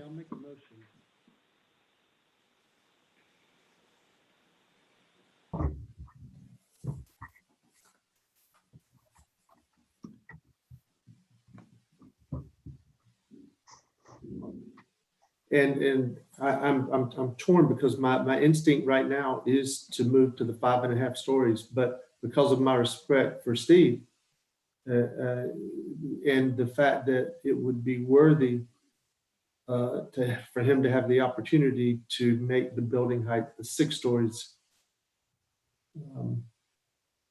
I guess I need to ask a question. If I recommend, or if I make a motion for deferral of the application, does that prohibit us from going to 5.5 stories in the next meeting? And I just don't know the answer to that, and I don't feel awkward asking it out. I don't know. That's a good question. I think it. Yeah, I see where you're coming from. I think though, from the applicant's perspective, it's better to just go ahead and give clear and direct guidance from the get-go, because if they get deferred this evening and they're told, well, you just can't have the additional floor, and then they go back and revise the design at some significant effort, come back with a 6-story proposal, and then they're told at that point, actually 5.5 is more appropriate. That's I think we as a board have to just sort of decide what direction we're going to give this applicant tonight, so that they have clarity moving forward. I mean, legally, could we do it? Yeah, sure. An architect. Yeah, legally, could we do that? Yeah, we could legally do that. It's just, I think we ought to just go ahead and just make a decision. Yeah.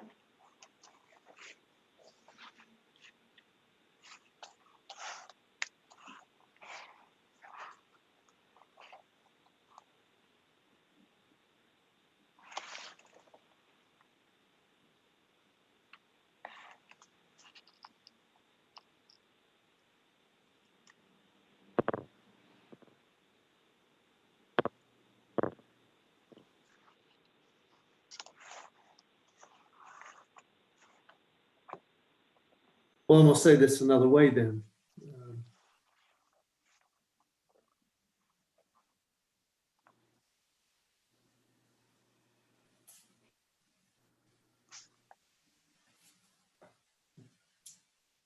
See, here's the way that the board is leading. I think it's very clear. And so if he makes the choice to come back as 6 stories instead of 5.5, then he's making that choice. I mean, let me say the general consensus, it seems to me, of the board is that 5.5 stories is the right way to go. And maybe I'm pushing the can down the street, not suggesting, or not just going, yeah, let's go to the 5.5 stories. But I believe that there are always creative ways to work things out.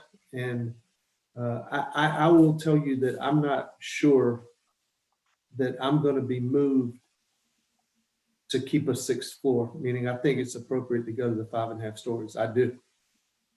But I also know that he may be able to create something that I haven't thought about. And I guess that's the question. And I mean, you know, I said I was going to make a motion, but I also would like to still be talking among board members. I'd like to get somebody's opinion on that too, because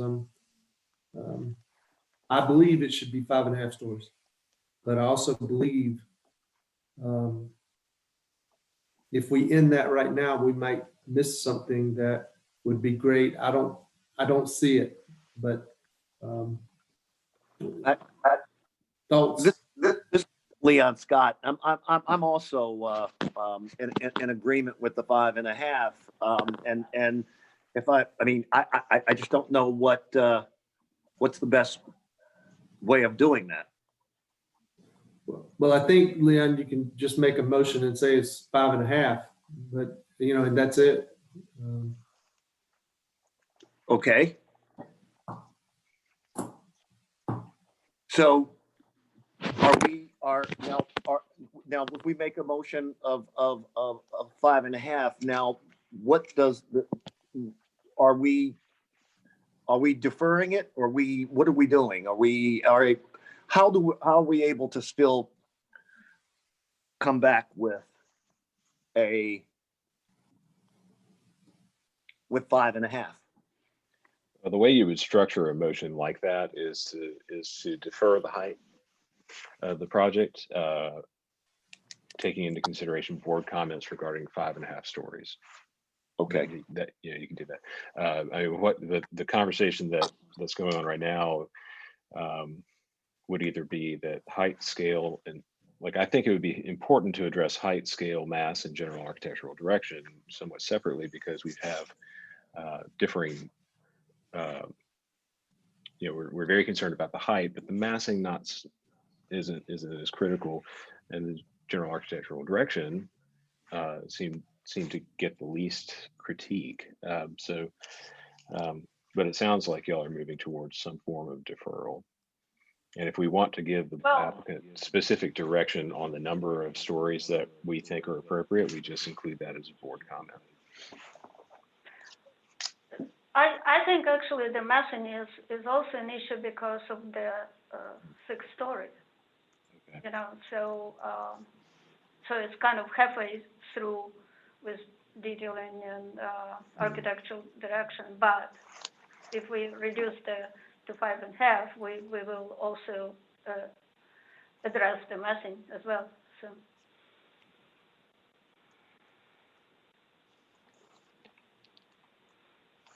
Do we, yeah, we have the 2 parts here actually, the historic structures and the new building. Can we divide and look at the historic structures as approval and then defer the new building?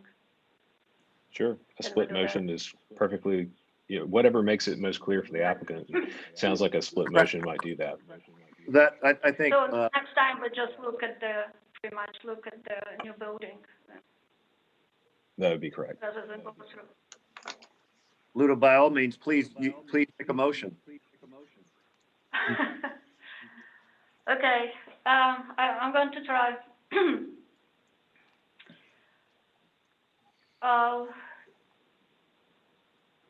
The first part, addressing the historic buildings, agree with the staff comments, all of them, and including the hyphen.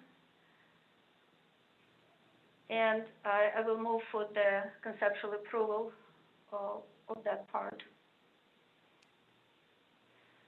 The new building, we deferral for the pretty much mass and height with the consideration of the 5.5 story rather than 6.5 at this time.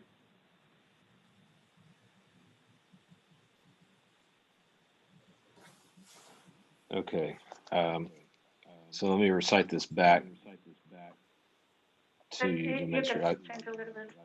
Well, I'm trying to capture the intent here.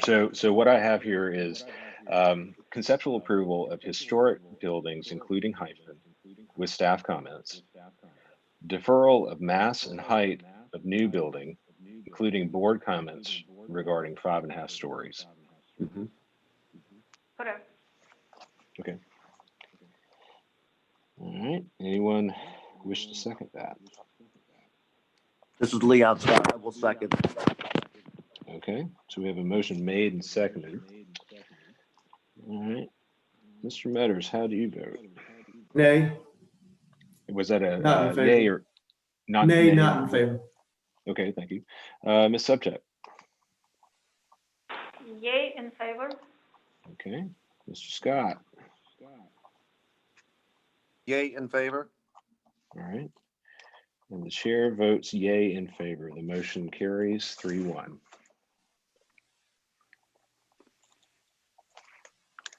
Thanks, you all. Thank you. Thank you.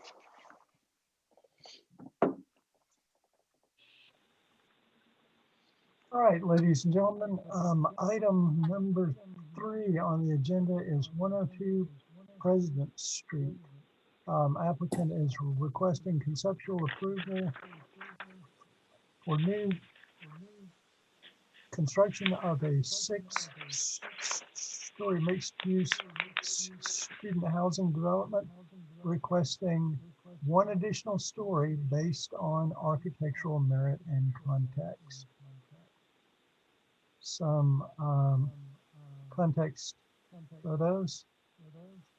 This is site here bounded in red with President running north and south here and Cannon running east-west along here. Looking southwest from the intersection of President and Cannon Streets. Same shot basically. And looking northwest from about the same spot.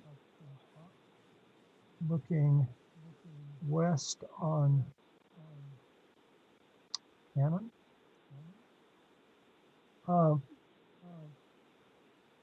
Previous motion was deferral of height, scale, and mass and architectural merit of additional 6th floor, including all board comments and staff comments C, D, and E.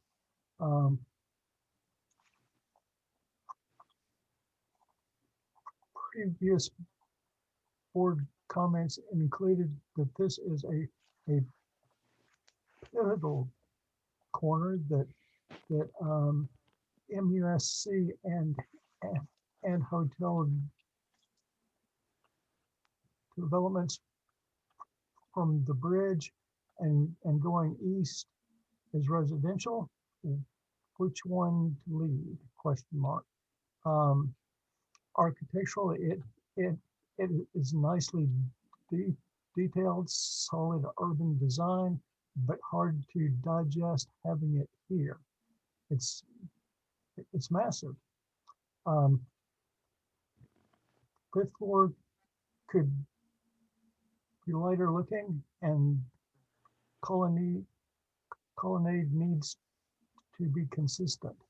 At the moment, they could not support sixth floor. Needs softer approach here. The corner can support the height, but cannot support this application at this time. Another of the members said somewhat in agreement, location of the building and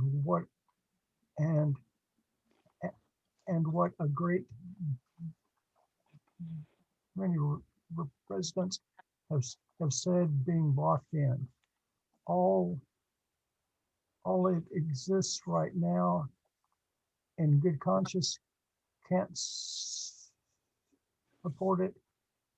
Reconsider sixth floor and massing of building. Another comment was that it is a transition piece of property between MUSC and Ken and Elliott Borough. Believe this property can support the height, but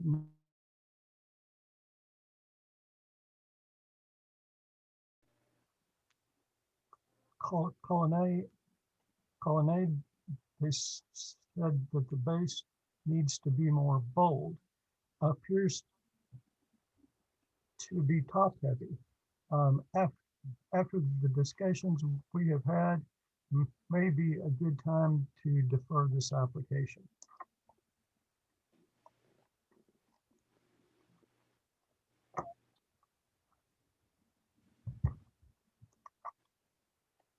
Previous staff comments were that applicant is in the process of having property rezoned, and that has, I think, been done. And that additional story for architectural merit and context must be approved by the board. The massing has been well modulated at the rear with step backs to allow for more air and light into the nicely developed pocket park area between this building and East Street Flats to the east. Massing along President Street has been well broken up into vertical elements into the east and west, separated by an amenities court at the second floor level. Staff recommends the facade study one shown on sheet 25 for all of the tower front corners on President Streets as it helps to establish a rhythm across the overall President Street facade and reinforce the 103 pattern for the stacked windows. Also, there needs to be a clearly defined strong corners of the second floor with columns as wide as practical and spaced equally along the entire President Street facade to reinforce the true colonnade present at the northeast corner. The tower of the cornice needs to be more articulated. The roof overhang at the recessed top floor should be minimized. Any visible rooftop MEP equipment will need to be screened, and our recommendation at that time was conceptual approval with staff and board comments, noted with approval for an extra story based on architectural merit and context. So with that, let's go with the applicant's presentation, Ms. Wheeler.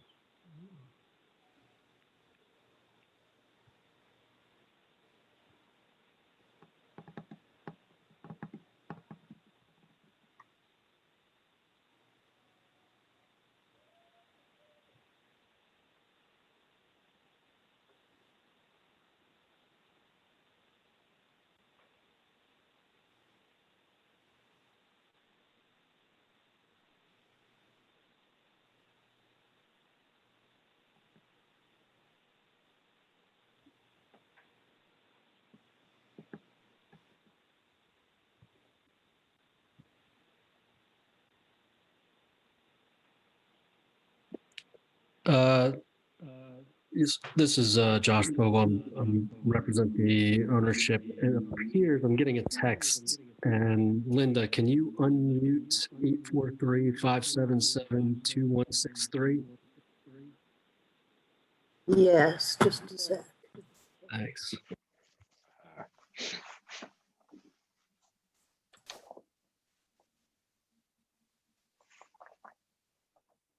Oh, sorry, got the wrong one. Hello? Is Hello, that can you Karen? hear us now? Yes. All right. Great, thank you. I'm sorry about that. This is Carol Wheeler with Goff D'Antonio Associates. I'm here today with one of our developers, Josh Vogel, and our landscape architect, Russ Seaman. And I'd follow my previous speakers and would like to ask the chair to add an additional 10 minutes to our presentation, but of course we'll try to be as brief as possible. And with that, we'll have the owner, Josh Vogel, say a few words at the beginning of the presentation. Josh, go ahead. Thanks, Carol. As Carol mentioned, my name is Josh Vogel. I am one of the development partners for this property. Typically in matters like this request, we would be represented by my partner, Greg Dillon. As he's the public face of this project, I tend to handle more on-the-ground construction-related work. He would have been here tonight, but unfortunately, like many people in 2020, Greg contracted COVID last month and had a really terrible time of it. The good news is that after 5 weeks, he's starting his recovery. And while this is good news, he's not yet at a place where he could appear before you this evening. We are very excited about this project. As Carol will point out, we're focusing on ground floor commercial uses with student housing mainly for MUSC above. There just are not enough housing opportunities for the future doctors, nurses, dentists, pharmacists, residents, fellows, and others who are attending or training at MUSC that are in close proximity to campus. This lack of student housing opportunity was clear in our early meetings with the area residents and neighborhood associations. Before we even started on the design of the building, when we were just trying to get the height district zoning change to add a possibility of a 6th floor, one of the neighbors asked if we could build even higher, as there was so much demand for student housing that is in close proximity of the medical university. We really appreciate the support we've received from the residents of Cannon Borough, Elliott Borough, and the support they have given us at the Planning Commission and City Council for our zoning. We also appreciate the insight the neighborhood has given us and our architects. They were very clear that they expected to see architecture of significance at this site. Andrew Gould was very clear. The neighborhood would support us if we do something exceptional. And if we did not, we would expect their opposition and objections.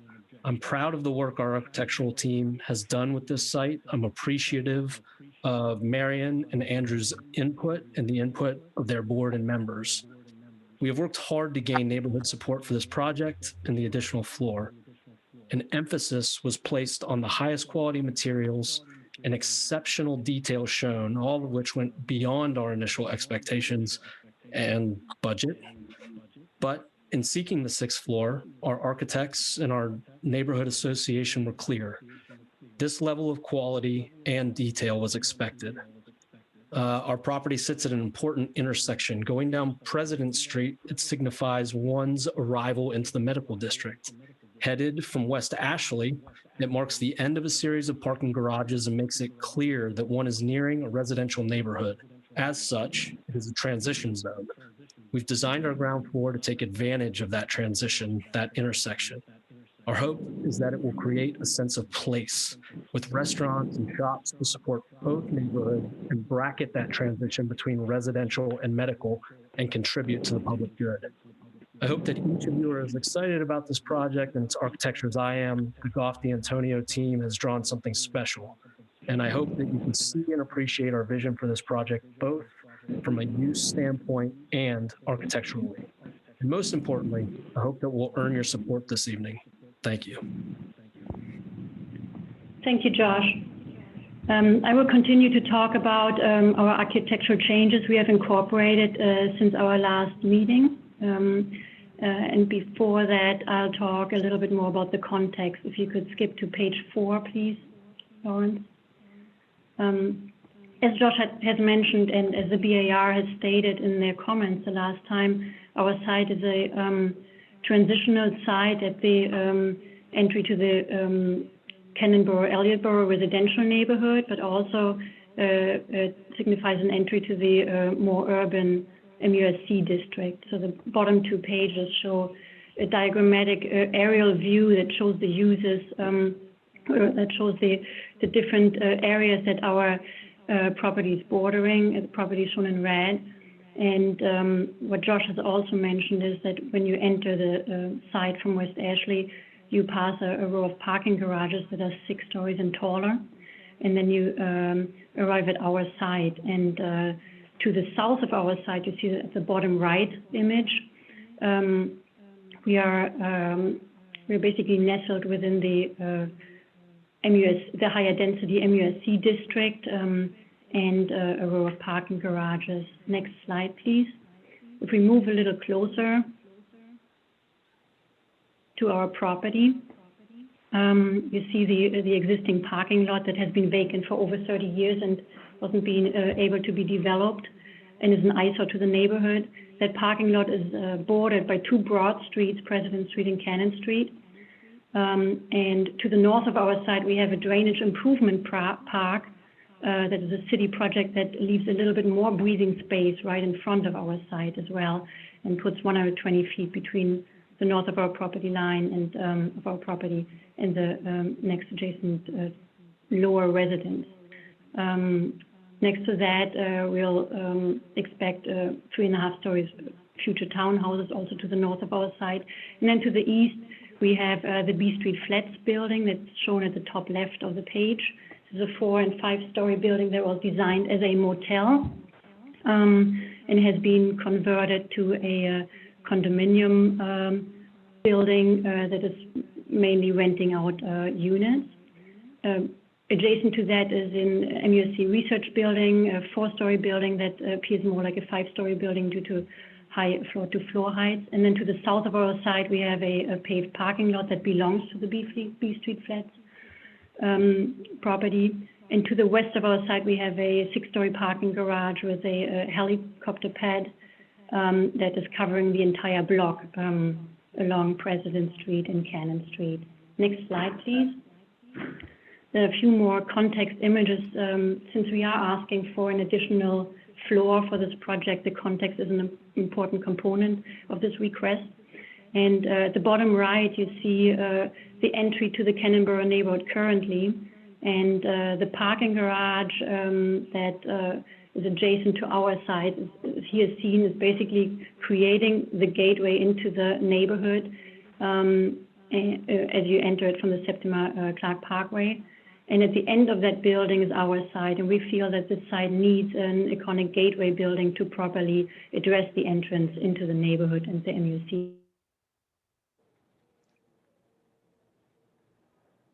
The existing parking lot and the B Street Flats building that has no historic or architectural significance. So again, the site pleads to a new gateway, an attractive gateway building.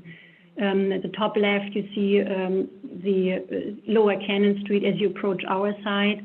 There's a MUSC research building. You can't see currently our site with the planting and streetscapes, the street trees, but you see at the very end the parking garage. At the bottom left, it shows our adjacent building, the B Street Flats building, and the distance to the adjacent MUSC research building, which is only 20 feet, just for the context. And the bottom right image shows the adjacent residence, the B Street Flats building, as it faces our existing parking lot, and shows the fact that there's no streetscape activation there at all. There's you see a fence, and there's a current parking lot there, so we're trying to change that. The top right image is a building from President Street, and you can see the entrance into the higher density MUSC district. Next slide, please. This property, next slide, this property has some issues with flooding as well, so we're trying to address that in our design, which I'll explain later. Next, and the next slide shows the our proposed site plan. We're proposing a U-shaped building. Next slide, please. A U-shaped building that opens up towards President Street to break up the mass along that street. And we are placing an active amenity courtyard opposite a parking garage, which is unoccupied, which makes a lot of sense to us to put this active space opposite a parking garage and not another residence. To the east of our site, we have placed units and have the bedrooms of units face the adjacent residence building again, which makes sense because the adjacent building, as you can see on the right, it has an access corridor, which is reminiscent of the original motel use. But when you look at that facade, you enter the unit from that corridor, and the small windows that you see, those are the windows to the bedrooms of the units. So the units of the adjacent building have internal living rooms and don't have a focus on our site. So again, we're placing our building bedrooms against the bedrooms of the residences to have a quiet interaction there. Next slide. The conceptual massing consists of a very active first floor, and we're using the urban feature of a colonnade to activate the street front and contribute to the public and extend the sidewalk. The additional sixth floor that we're asking for, we are stepping that floor back both from Cannon Street and President Street to step down to the residential neighborhood on the other side of Cannon Street. But in the center of our building, we're showcasing the full height of the 6 stories, and then I'll show you the architectural expression of that element as well, which is important for the overall composition. On the east side of our building that faces the adjacent residences, we are creating a new connection, a pedestrian connection from Cannon Street to B Street. If you remember previously, this is a non-activated streetscape, so we are adding a public pocket park in that area that connects to a shared green space that can be used jointly by the adjacent residents, the B Street Flats group, which we are working together with, and by our residents. What we're doing in order to respect the adjacent building in context is here that we are also stepping the building back first on the second floor. So from the second to the fourth floor, we're stepping the building back by 5 feet. And then we have a more significant step back of the fifth and the sixth floor of another 10 foot. And that allows light to come into that shared green space and actually make it usable. Next slide. When we presented this project at the last time, you see the top right is the previous project and the top left is the new proposed project, the new proposed design. We have received a lot of contrasting comments from the public, from the historic groups, and some of the comments did not support the sixth floor. Other comments supported the sixth floor. The BAR stated that they thought that the site can support 6 floors, but not with the current application. They wanted to see changes to the colonnade and to the second floor corners. They mentioned that the previous design looked top heavy and that the 5th floor could be lighter.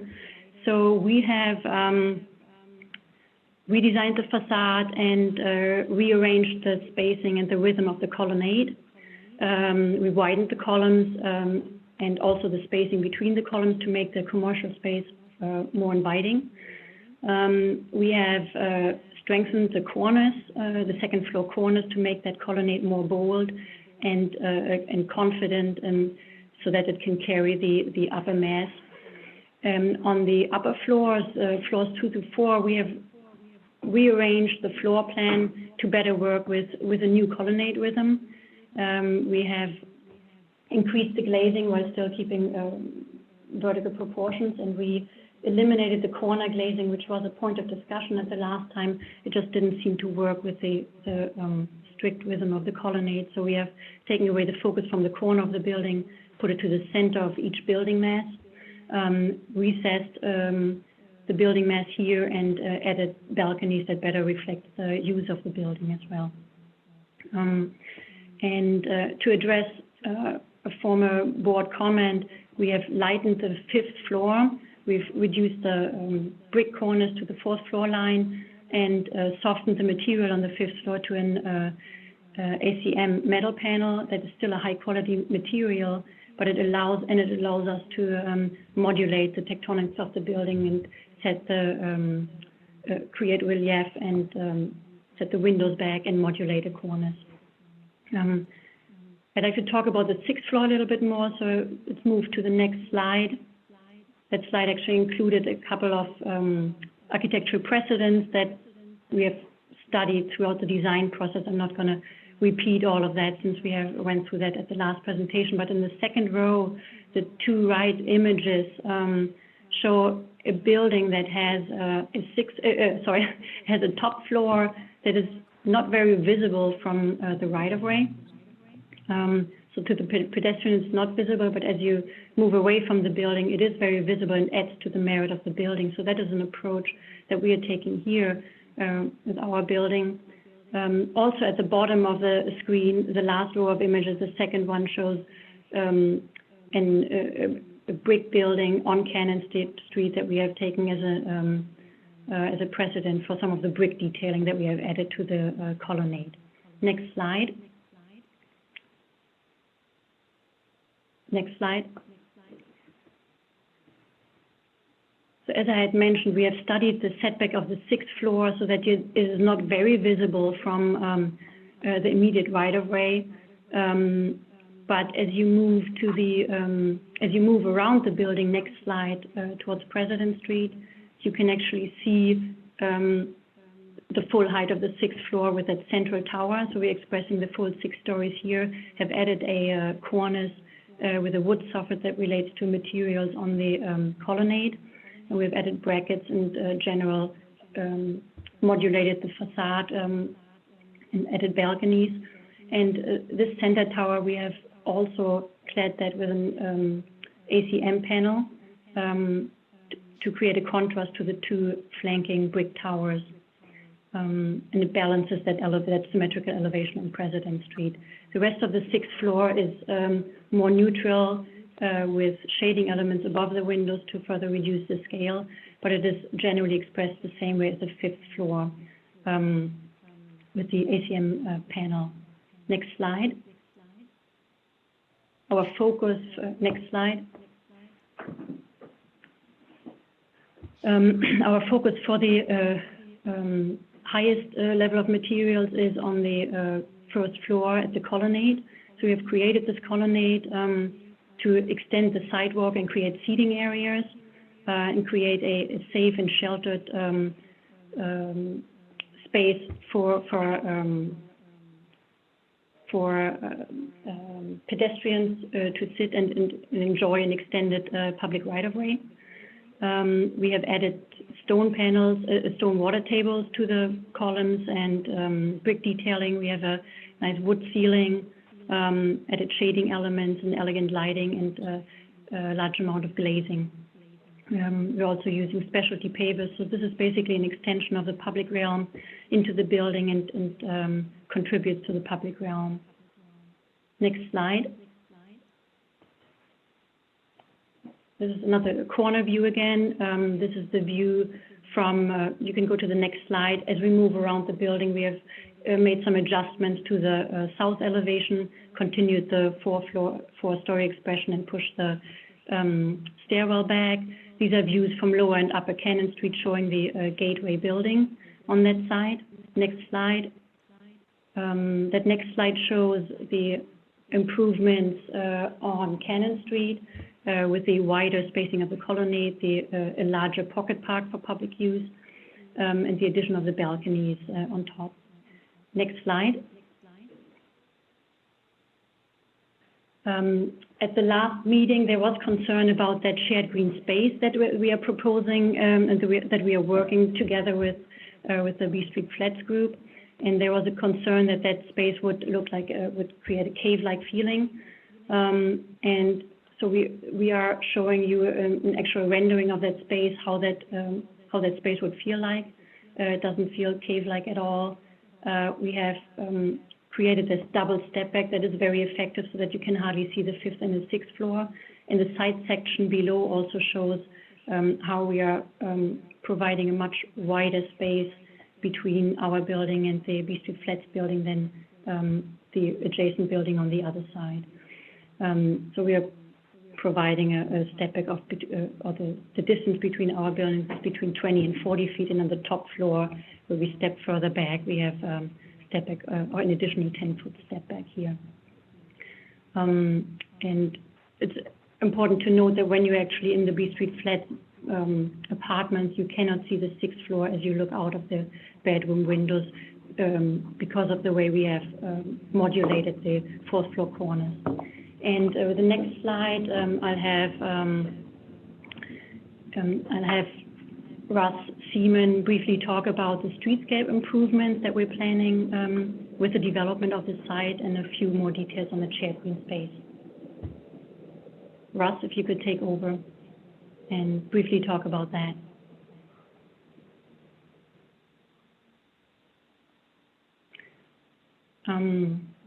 While we're waiting, if Russ can't present, I'll just summarize that as well.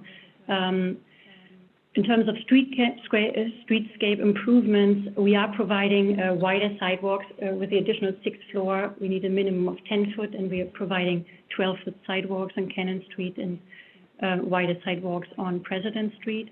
Kara. Oh, sorry, Russ? Yeah, I think it just took a second for me to get unmuted. No problem. Go ahead. All right. Thank you. Again, this is Russ Seaman with Seaman Whiteside. We're handling the landscape architecture and civil engineering for the site. Caro has hit on this pretty well so far, so I'll try and be pretty quick. We're really excited about the pocket park area and the idea of potentially bringing a rain garden into that with a deck that is over that rain garden and some unique seating opportunities, some trees that march through the space, and a lawn area for the users of this project and the B Street Flats to enjoy. We arrived at the forms through the unique angles that were created between these two buildings. That green space spills out to a nice subtly elevated plaza that is on Cannon Street. And, you know, that plaza will be very nice with high-grade pavers used and some steps, seating opportunities. As Caro mentioned, we're widening the sidewalks, 12 feet along Cannon and roughly 10 feet along President Street. They do vary a little bit. There are street tree cutouts that match the existing street tree cutout pattern that's already established on Cannon Street and President Street. I think kind of the key theme here is really trying to create an awesome experience of the public realm. And I think that this raised colonnade area and the plaza area at the corner and how they engage with the wide sidewalk and the street trees is really going to do that and create a nice statement at this corner. Underneath the colonnade area, we're using a specialty paver there as well, and picking up on some of the banding from the architectural columns and carrying that into the paver patterns. And Caro already mentioned the walk that goes from Cannon Street through the Rain Garden and Pocket Park through and hopefully to B Street. So if you can hit the next slide. I don't think we need to dwell on the pool deck too much. I think some planters were added along the front edge since the last time, but most of this is not visible from the public realm. Next slide. This is some of the nice pavers we're using. You know, in the right of way itself, the city requires us to use scored concrete for the sidewalks, but you know, all of these, this colonnade and plaza space that's adjacent to the sidewalks will be using high quality pavers as are illustrated here. There's the red pebble seat. There's some images of that pebble seat. Our thought is to use that on that deck in the Pocket Park space. There's some metal planters that we felt would go nicely along the colonnade area and use the columns on the building to inform the location of those planters. See the angled turf, and we are considering introducing a green wall to the plaza on Cannon Street as kind of a focal feature. And this was a precedent image that we really liked. Next image.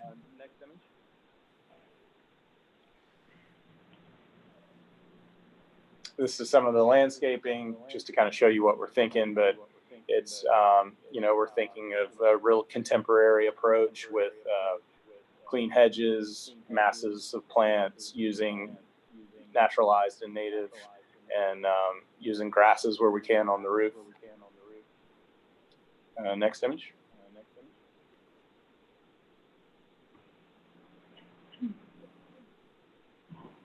And I think that goes back to Caro. Thank you, Russ. We have provided, of course, the building elevation comparisons and the floor plan comparisons, and at the end of this presentation, there are also shadow studies and some sketches of the design process. And I won't go through all of those. We have shown you the renderings that are most efficient, but the streetscape elevations really are interesting. If you look at this slide, how we are transitioning down from, at the very top, from the higher density MUSC district towards Cannon Street and towards the neighborhood. And the next slide shows again the Cannon Street streetscape as you approach from West Ashley. And I won't go through all of those, but I would like to just summarize our design approach and the architectural merit that we are requesting for this building, or the additional 6th floor. If you could go back to page 14, Lauren. So we have shown you that the context it's a transitional context, and we feel that this site should be a gateway building. We have made the adjustments for the board comments from the last time, and we think we addressed those comments. Our 6th floor, we have studied that a lot. We have studied step backs a lot. And we are celebrating it in the center of the building, but we are stepping it back from the right of ways. And it actually covers about 67% of the actual first floor building footprint. So it's not a full sixth floor. But in terms of our contribution to the public realm, I'd like to summarize again what we're doing with this project. First of all, we're converting a gravel parking lot into an attractive new gateway building. We're improving the streetscape and walkability in this area by widening the sidewalks, adding the street trees, and adding street lights. We are introducing this urban feature of the colonnade with high quality material that extends the public realm into the building and creates this semi-public space. We're also elevating the retail to prevent frequent flooding, which the colonnade allows us to do while maintaining ADA access and hiding a ramp within the colonnade. The proposed scope of this project also allows us to bury the unsightly power lines along President Street and Cannon Street at that intersection underground and improve the public realm that way. And as I had mentioned before, we are creating a new pedestrian connection. We're adding the pocket park on Cannon Street. And lastly, we are providing student housing in close proximity to the medical university. This frees up historic housing stock and allows families to move back into this neighborhood. And we feel this will be a great addition to the neighborhood. And with that, I'm open to answer any questions from the board. Okay, any questions from board or staff?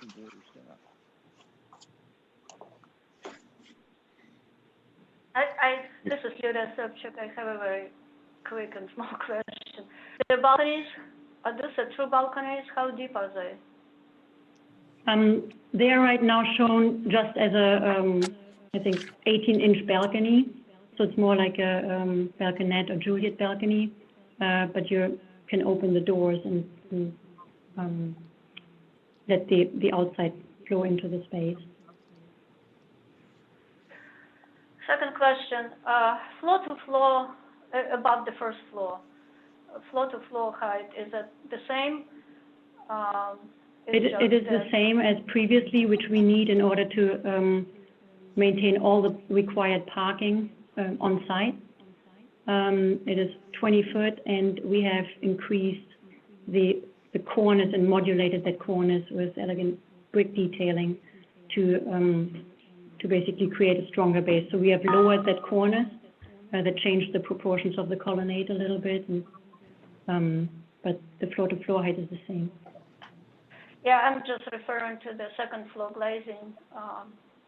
The second floor glazing we have increased, so we have three different or two different window proportions here. So on the second floor we have floor to ceiling glazing. It starts at the floor, and on the upper floors we have reduced that glazing. So this is a typical fenestration pattern you see around Charleston, and we introduced that to this project.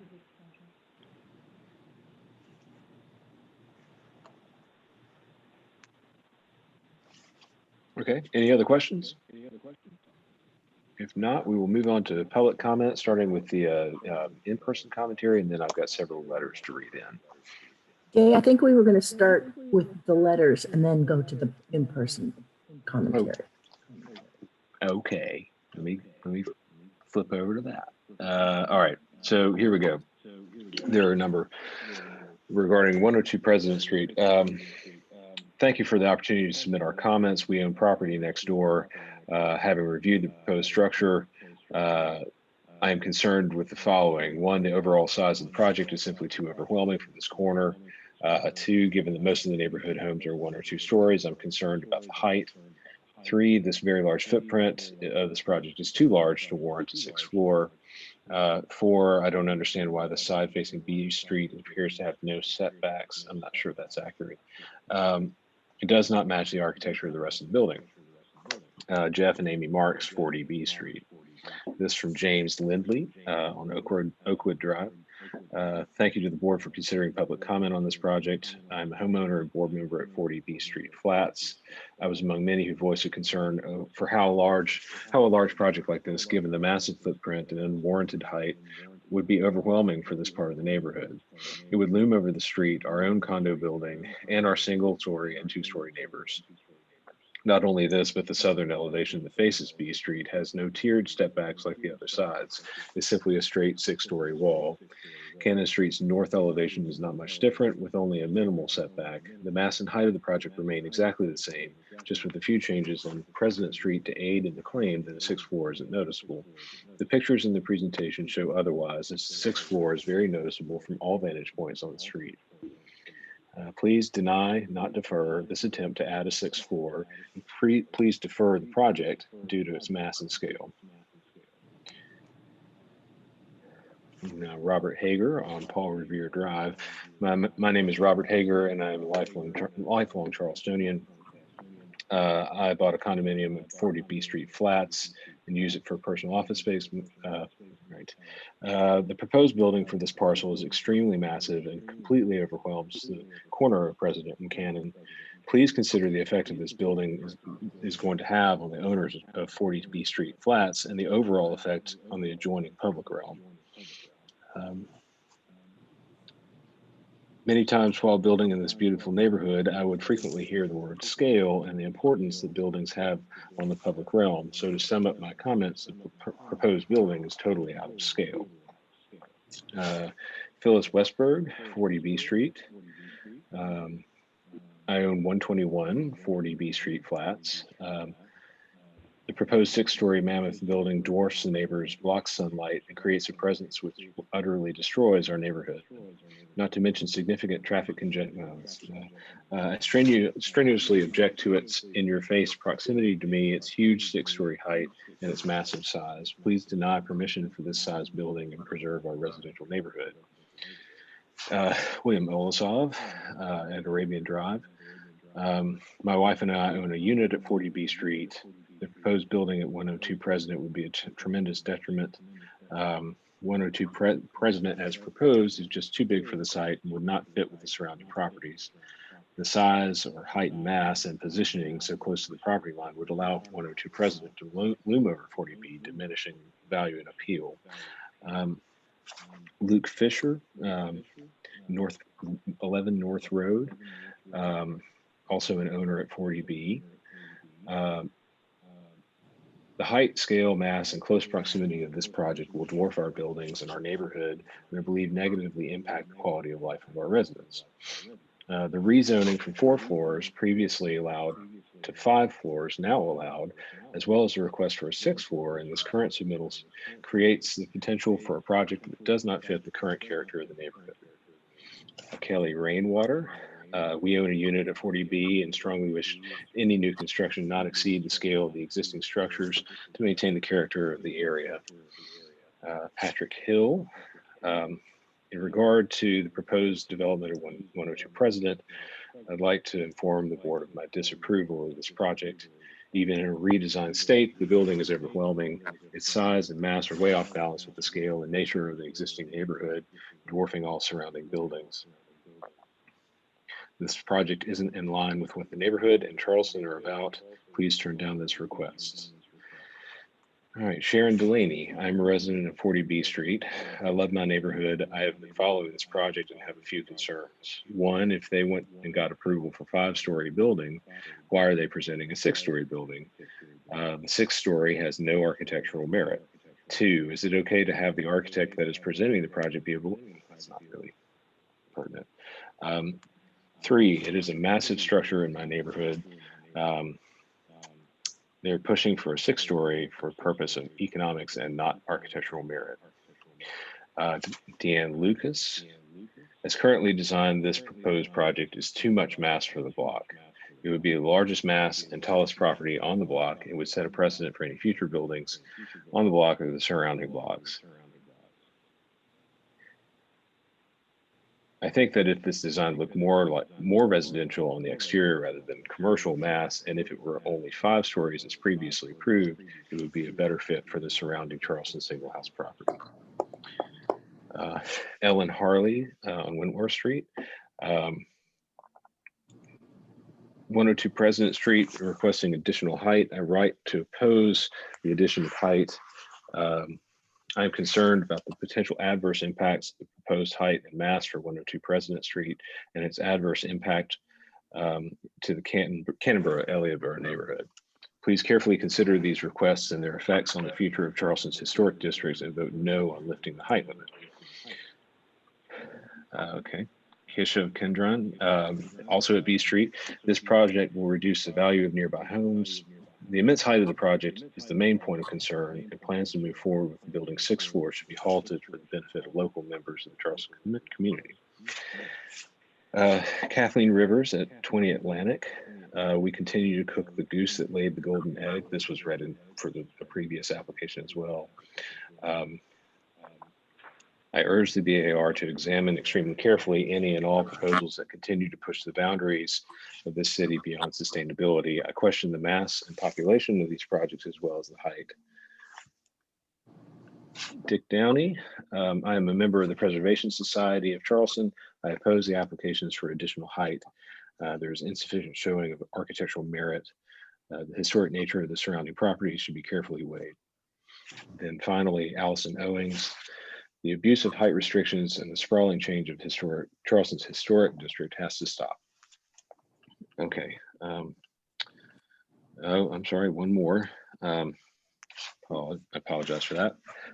From Paul Reel, this project remains just as tall with 6 floors. The height will continue to dwarf the neighborhood and street. By not reducing the scale and mass of the building in an impactful way, the developer has not addressed the numerous public concerns over the footprint of the building. Thus, no architectural merit exists for the BAR to approve an additional floor above the building's new 5-story zoning. It is our opinion that the proposed project does not fit into our neighborhood, which is characterized by 1- and 2-story homes, and entirely overwhelms this corner of the community. Oh, there's another one. I'm sorry. I thought I was done. William Westberg. I am amazed and astounded and at a loss to understand why the developer of 103 B Street has not seen fit to modify in any meaningful way his design. First, it was 4 stories, which is enough, then 5 and 6 stories, which is grossly overreaching for a housing neighborhood like ours. Once again, I strenuously object to the height, size, mass, and complete inappropriateness of the proposed structure.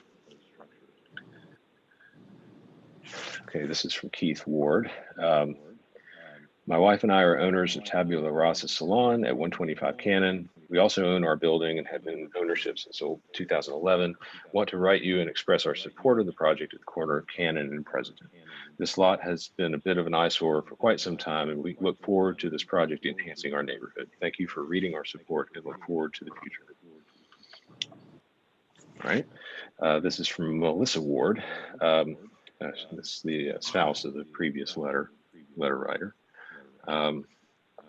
Says basically the same thing. We enjoy having our salon business in downtown Elliottboro, Cannonboro. We support MUSC residential housing project on Cannon and President. I think it will be a nice addition to the neighborhood. All right, that's the total of the written correspondence. Okay, Jay, the first speaker we have this evening will be Erin Minigan. Thank you, Erin Minigan, Preservation Society of Charleston. The Preservation Society would like to thank the applicant for meeting with us and walking us through the changes to the design since the previous review. We feel there have been many positive improvements, namely the symmetry of the fenestration is far more successful, the detailing of the brick and the 5th floor treatment is much improved. The colonnade is also moving in the right direction, but we feel the columns should get wider to visually support the building above. Though we do struggle with the height, mass, and architectural direction of this building. This is a sensitive gateway site to the Cannonboro-Elliottboro neighborhood, and we are disappointed to see the design commit to an urban approach rather than relate to the residential context. This building is also put right up to the sidewalk and overwhelms the street corner. We again suggest pushing the building footprint back to be more in line with the neighboring buildings along Cannon Street. We continue to feel the request for a 6th story for architectural merit is inappropriate, and would draw the board's attention to the northeast corner of the building, viewed looking west down Cannon Street on page 21, where the mass and 6-story height of the building is most apparent, protruding beyond the adjacent buildings. We are concerned about the detrimental impacts the 6-story mass will have on the light and air to the neighboring property at this location, and we feel that this area of the building needs further design study. Similarly, we feel the south elevation needs further work, as the 6th floor is not set back and poses too much height and mass as viewed from President Street on page 19. When the height districts were created, this property was envisioned as being most appropriate for a 4-story building, which has already been upzoned to 5 and is now requesting yet another story. The 6th floor is massive and does not contribute to the character of the building.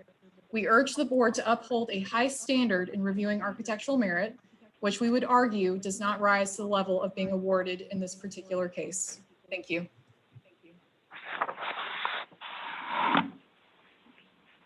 Okay, our next speaker is Justin with Historic Charleston Foundation. This is Justin Schwebler with Historic Charleston Foundation. We would first like to thank the applicants again for continuing their communication with HCF staff throughout the design and review process. They've been very receptive to our comments throughout these meetings. Our primary concern with the current design was the lowering of the brick veneer to the 4th story. We believe that because the 5th story is granted by right of the zoning district, that all 5 stories should be treated as a cohesive design and massing. By reducing the 5th story to a metal panel cladding system and stepping back the floor 16 inches, this actually reduces the overall architectural merit of the structure that is granted by right. Therefore, the primary cornice should be raised above the 5th story, and the exterior should be clad in brick to match the lower levels. As mentioned in our previous comments, we would like to see the brick cladding raised to the 5th story on the south elevation as well, and at least wrap the corners of the east elevation. We believe that the removal of the metal panel sections on the Cannon Street elevation and President Street elevation is a strong improvement, and that the functional balconettes add to the architectural merit of the structure. The 6th story massing of the courtyard elevation needs to have a similar material treatment to the rest of the building. The vertical sections of that elevation should be clad with brick to improve the material palette. We find that the new glazing pattern and enhanced cornice are improvements. However, using a wood soffit under that cornice will cause maintenance issues. We feel that the 6th story is sufficiently hidden from the intersections of Cannon and President Street, and that the 5-story massing is not out of scale for the buildings already on the south side of Cannon Street. If the design improvements listed above are addressed, we could consider the request for a 6th story based on architectural merit. However, at this time, the design needs some refinement to merit an additional floor. We would also like to mention again that this structure would go a long way to pulling the transient student population out of the historic housing fabric of the Cannonboro-Elliottboro neighborhood and make room for reestablishing those properties once again as permanent single-family residences. Thank you. Let's see, our next speaker is Brent Lindley.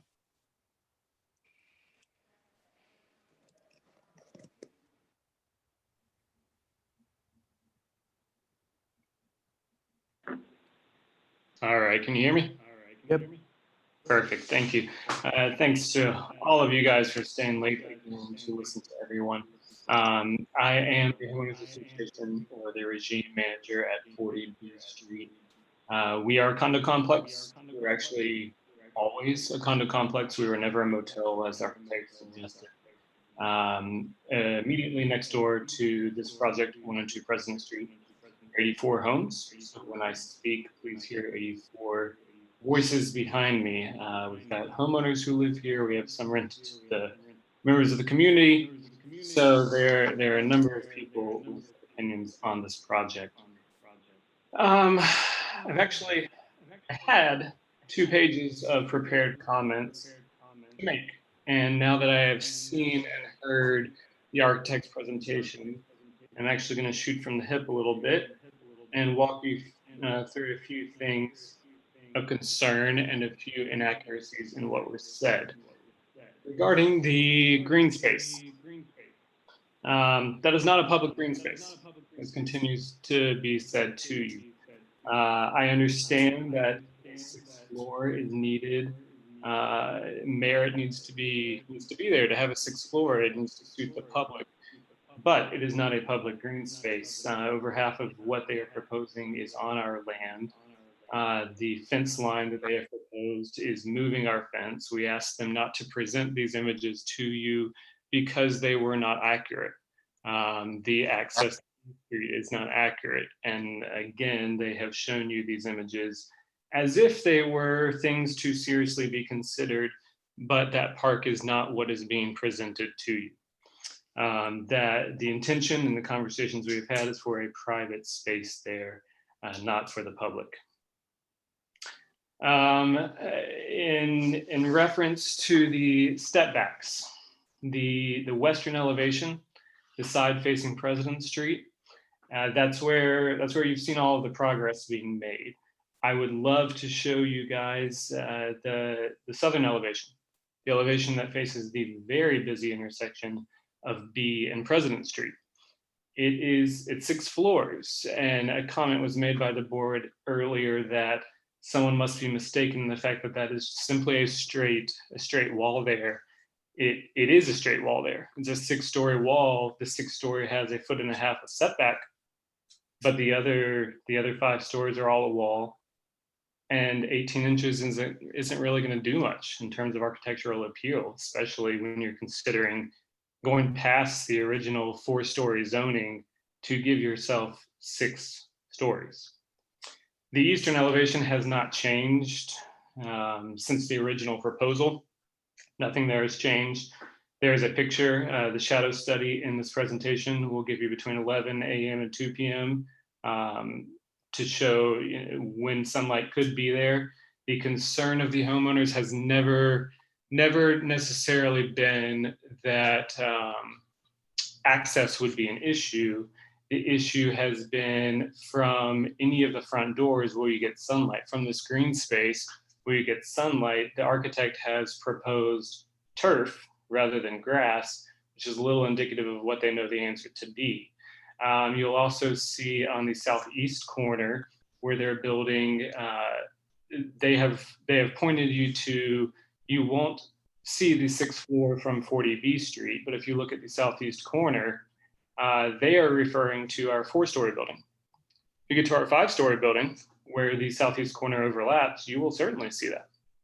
You'll see that from anywhere on B Street. In all of the images that were just shown to you, the only image where you could not see the 6-story is actually, I believe, on the screen right now, when you're immediately in front of the building. You can see the 6-story from any other location.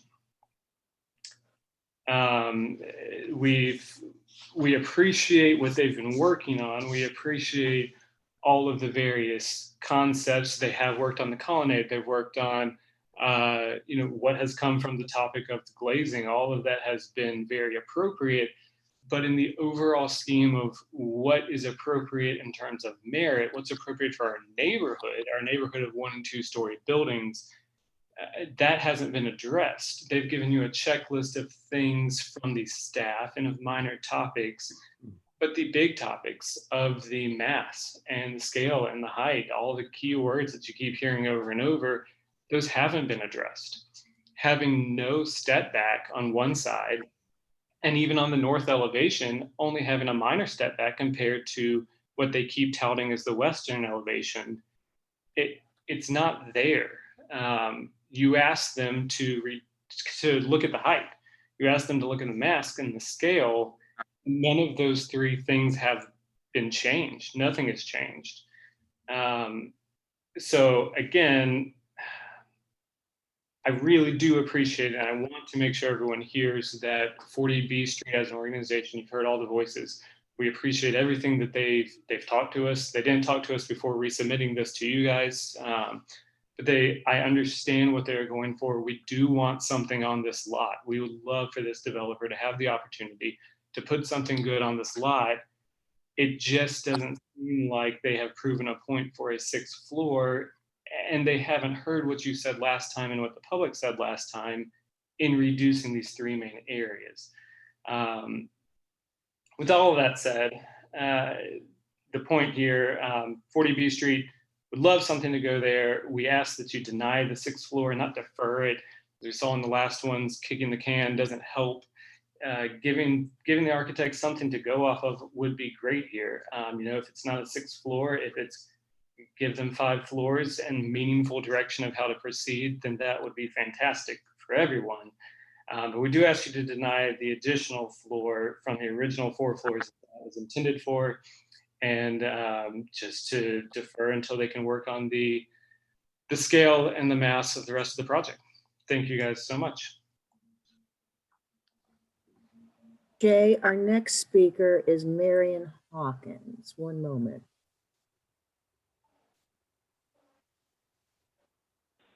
Good evening, Mr. Chairman and fellow board members. My name is Marion Hawkins.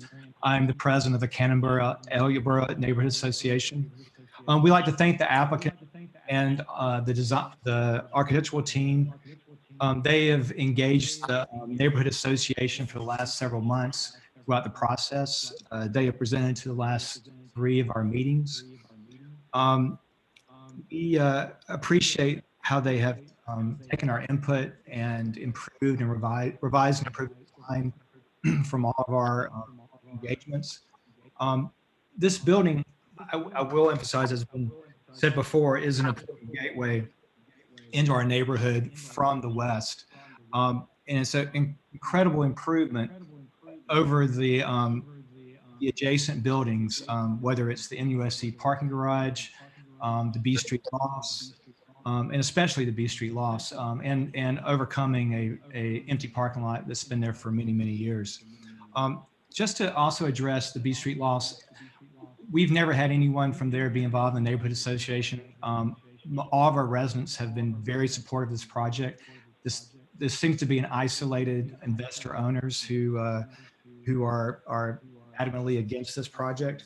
But also, I just, for the merits, I really feel like we welcome the retail space that they have incorporated into the project, and the additional additional housing for the MUSC students, which will open up a lot of the historical properties around the residential properties will free up housing stock. And so we greatly appreciate that. But I would emphasize that they presented this same proposed design at this past Monday, which was our December meeting, and we've unanimously to approve it. So again, I would like to just say that on behalf of the Neighborhood Association, we appreciate their involvement and engaging us throughout the process, and we have voted to approve and support the project. Thank you. All right, Jay, our last speaker this evening is Andrew Gould.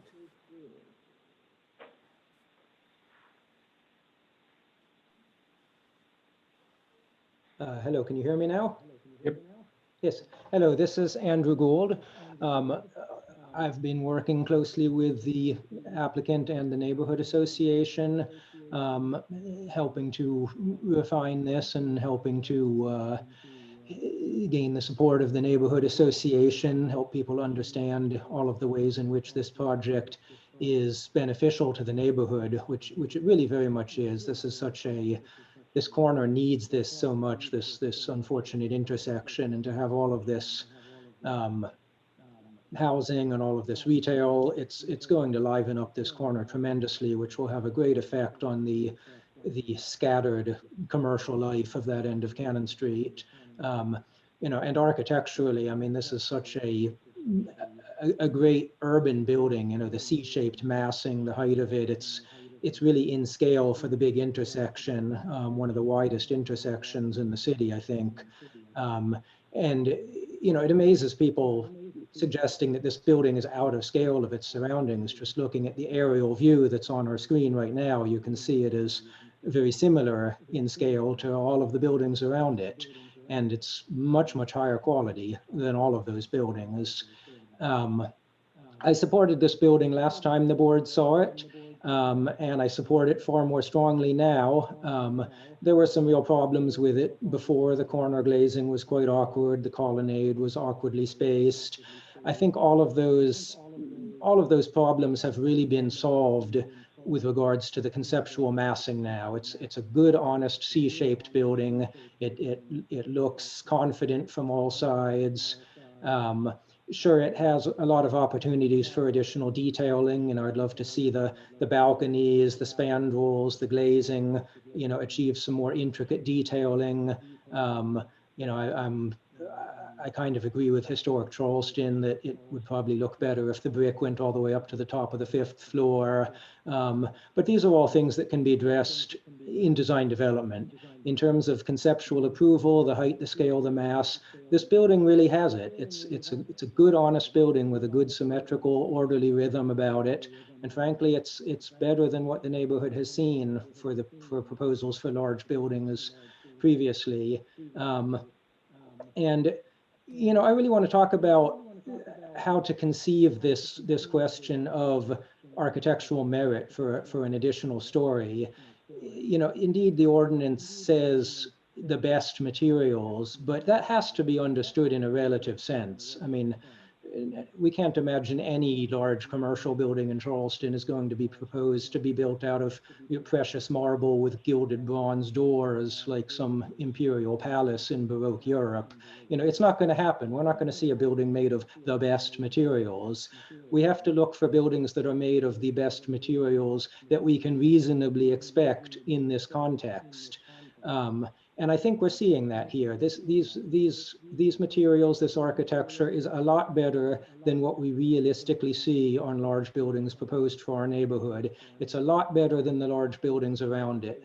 The MUSC Women's Center, for instance, is a terrible building, terrible construction. The parking garage across the street, just terrible quality construction. And here we have good construction by the standards that are reasonable to expect for a building of this type, a student housing building. So I think it meets the definition of architectural merit by any reasonable contextual standard, and it meets the requirements of it being in context with the surrounding neighborhood by any reasonable standard. If you look at all of the much taller buildings that are all just a block away. So I would really encourage the board to consider that this does meet a reasonable test of that standard, and to consider the fact that, you know, they could achieve just as many apartments if they infilled that courtyard. They have chosen to carve out a large piece of their buildable volume in order to create that courtyard. They don't have to do that.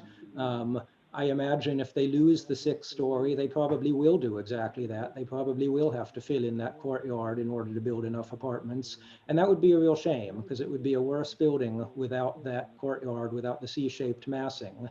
So I think the fact that they are giving up some space for the public colonnade, giving up some space for the pool courtyard, this is all things that they are doing as a gesture to make it more beautiful from the public realm, and that really needs to be considered as part of the architectural merit that justifies moving some of that built volume up onto the 6th floor, where it's very discreet and is really not a problem at all from the perspective of the neighborhood. Thank you very much. Thank you. So Linda, I think that's the end of the public comment. Is that correct? That is end of public comment, Jay. Okay. Staff comments and recommendations.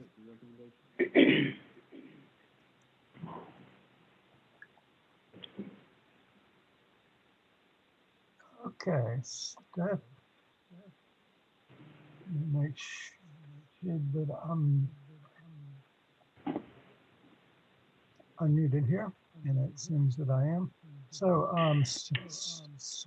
comments are divided into 3 parts.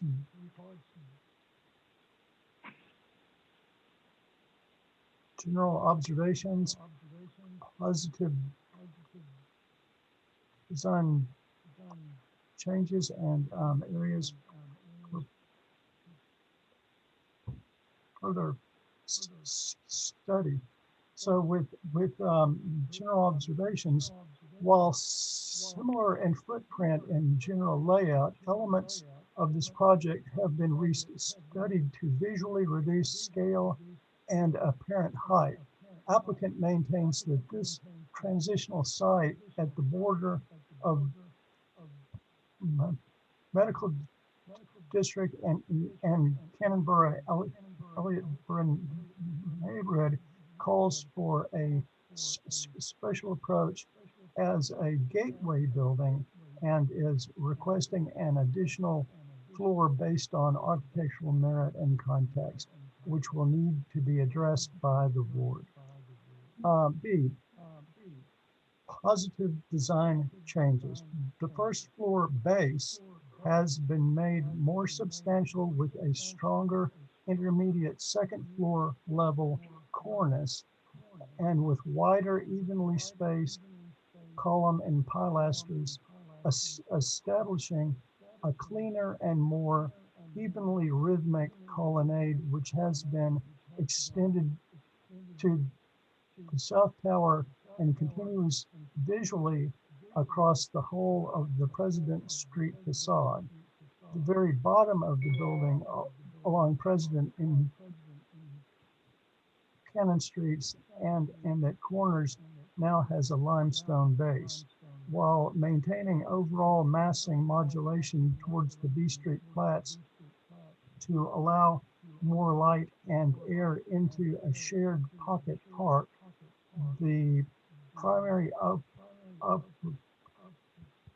cornice has been dropped to fifth floor level with a slightly recessed fifth floor and more deeply recessed and visually minimized sixth floor.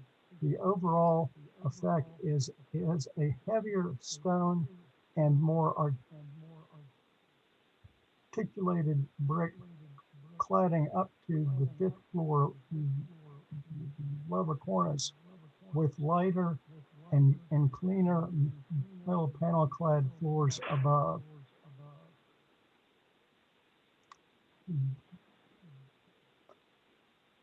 The floor plans have been redesigned to allow for a more uniform colonnade and visual effect of the translation of the vertical mass to grade, and that is now more successful. The pronounced stairwell at the south has now been fully recessed into the building mass. Green screens have been added below louvers at the south and east elevations to further enhance the pocket park and soften the building space. Applicant has provided adequate justification for additional height based on architectural merit and context. Areas for further study. The first floor base up through the second floor level cornice should be further and enhanced by replacing the brick with a higher quality materials such as limestone to further strengthen the base visually and to heighten the pedestrian experience. So our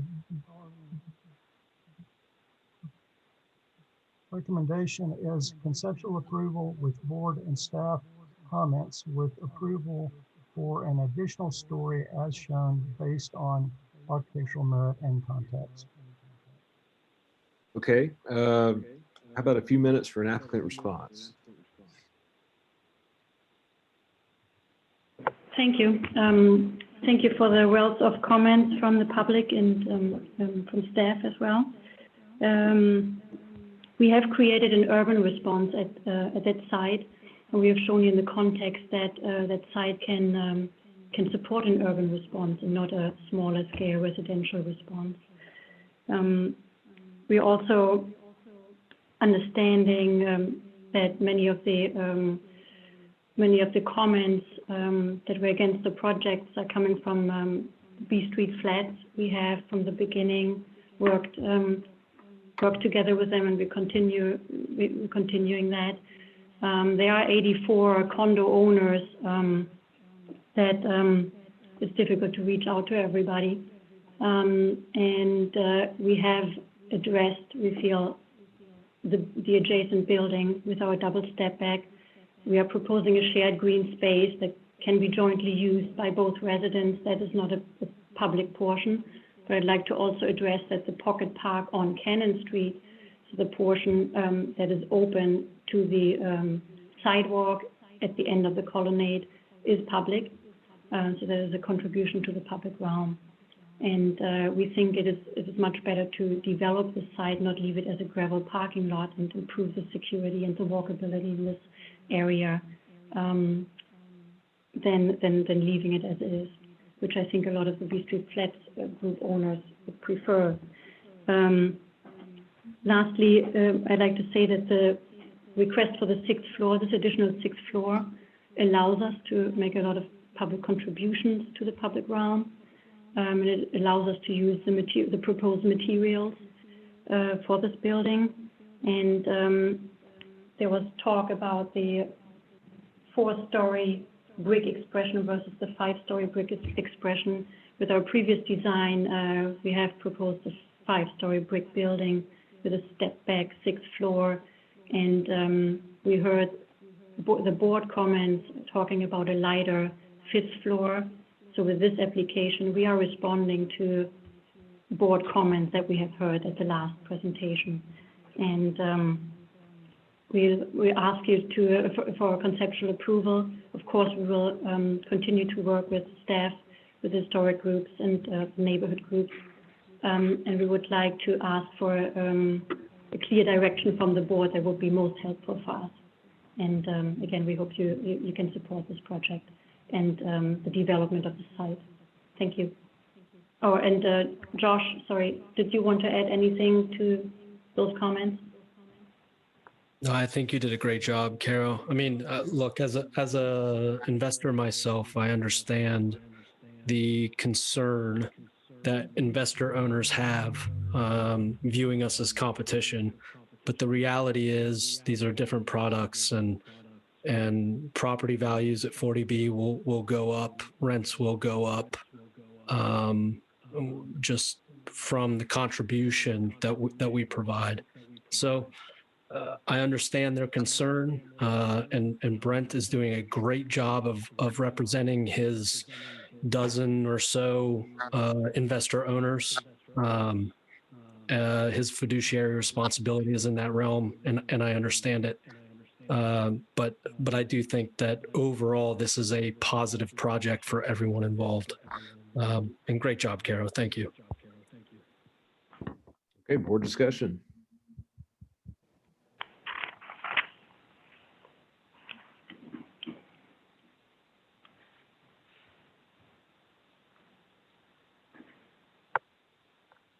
Still a tough one. Yeah, I'll start, Jay. Okay. I think development of this corner is essential for the neighborhood and to create an appropriate transition between the medical district and the neighborhood.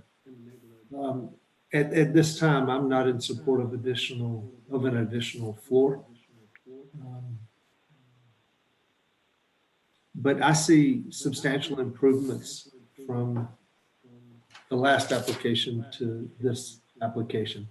The read I see from the columns into the horizontal masonry band that caps the columns, I like it, and I can get it, but the blending of what's above that to that base is not as clear to me.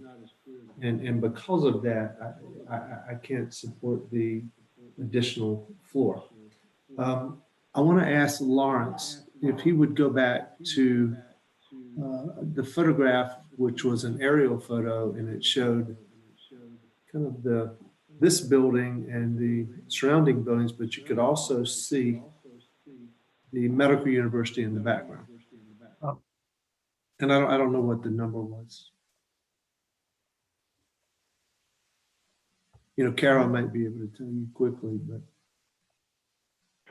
That would probably be the last slide, if you're meaning the aerial with the dropped-in Yeah. image. I To was- zoom out. No, I mean the real photograph. It was an actual photograph. Yes. There was the Oh. summary of the architectural merit and context sheet. Yeah, that was it. There it is. Okay. Okay, but, oh, okay, yeah, maybe you were just zoomed in. I thought that was the one that zoomed in more. But when I struggle. Yeah, that's great, right there, perfect. Whether you appreciate the architecture, whether you appreciate the architecture of the Medical University, if you look over at those buildings, there's a continuity. I mean, good or bad, but I mean, they blend together. And when we come down and look at the building that we are talking about right now, and we compare it to the parking garage next door, the small building to the left-hand side of the east side, the vacant lot across the street, it's not similar to looking at the Medical University complex. Well, of course it's not. I mean, the Medical University's got a master plan, and they're following it, good or bad. So we are introducing a new building into this environment, and there are challenges on all sides. So Carol just has it's a difficult situation. The project has to work, which means it has to have enough space in it to rent out, to get the income to pay for it.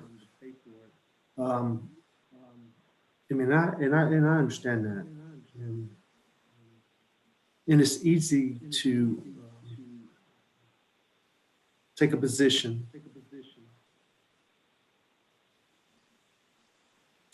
But based on what point you're viewing this project from, and if you're just to the east of it, there's an eclipse that's happening, and I get that.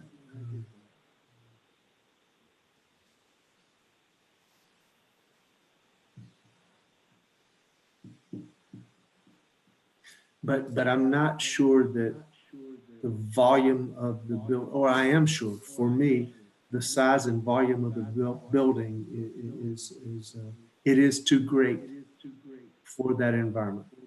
And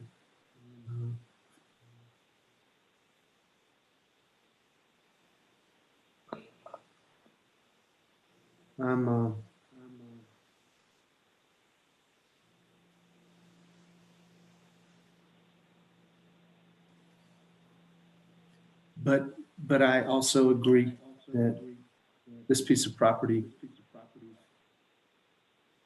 I believe, deserves a substantial structure on it because of its partner on the west side.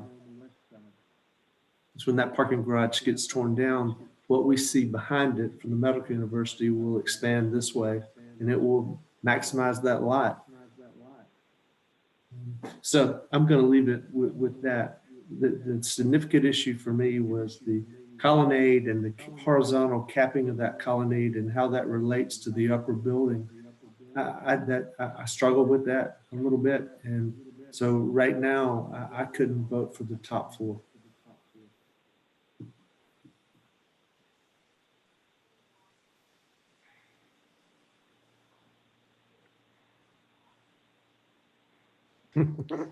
Leon, thoughts? This is Leon. I'm somewhat in the same position I was before with again the height. And indeed, James has a point, and it's always good when I have architects that can actually point things out that sometimes I don't necessarily see, and one of those times, and wait, Leon, wait a minute. I'm not an architect, so it's not. Okay. That's not me. I'm a worker. Okay.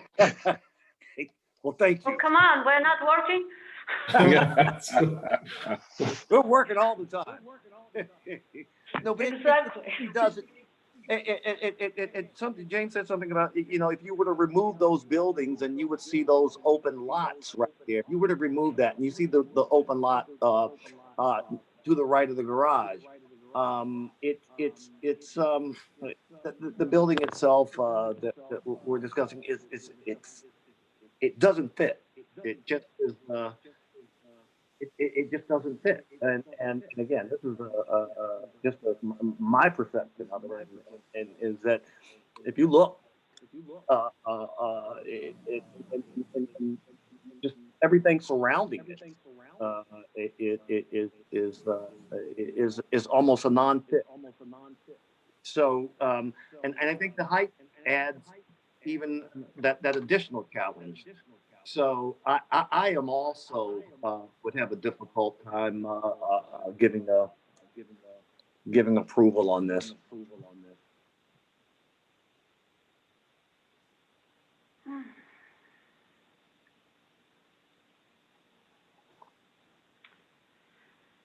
Okay, I guess I'm next. Luda Sobchuk. So,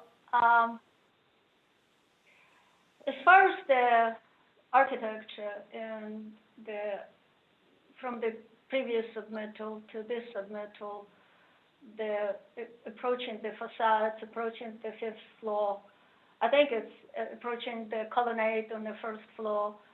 All that is actually a really nice approval, and it helps the stepping back 5th floor, changing the material,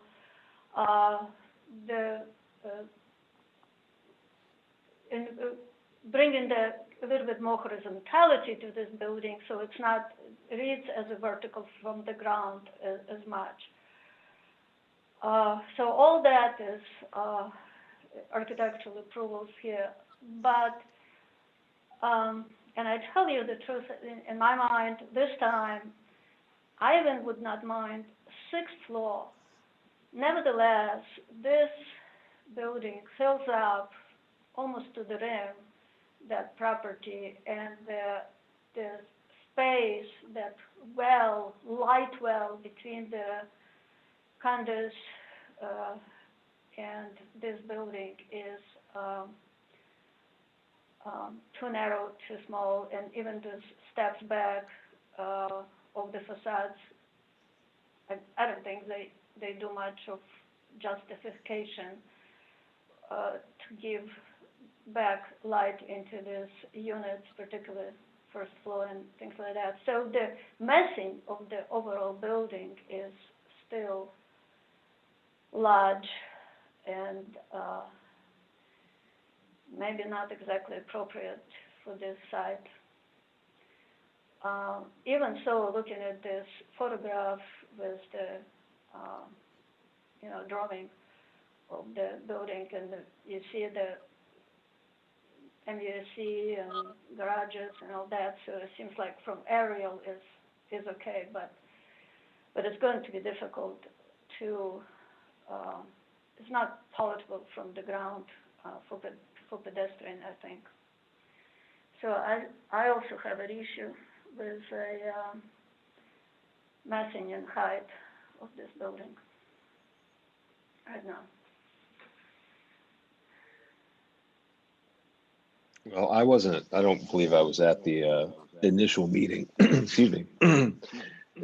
For those board members that were there, do you feel like this application addresses the comments that were included in the previous motion for deferral? As far as the architecture, yes, but does it mitigate back the 6th floor? Is it helping? So I believe, Jay, that it moves in the. To justify 6th floor, I don't think so. Okay. So Jay, I intended to clarify this in my comments, but I think there's an improvement in the colonnade and the way the columns actually associate with the horizontal cap. That's great. And I think there are other improvements, but not to a point that would justify the 6th floor for me. That sounds No, sounds no, like a no. consistent opinion. Yeah, are there specific things that could be done that would meet the intent of the ordinance? Or is it the architectural merit, or is it the context that's standing in the way of the 6th floor here? So let me ask you this. Carol asked me this at the last meeting. Well, tell us something. Well, I don't feel like it's my job to tell somebody what to do. For me, I hear the conversation about if we have to take a lower floor, then we're going to be infilling where the pool's going to be. Well, the pool's an amenity for the occupants within the building. I think you could make that building rectangle, square, triangle. I think you could do anything you want to do with it. And if it's brilliant, it would be appealing.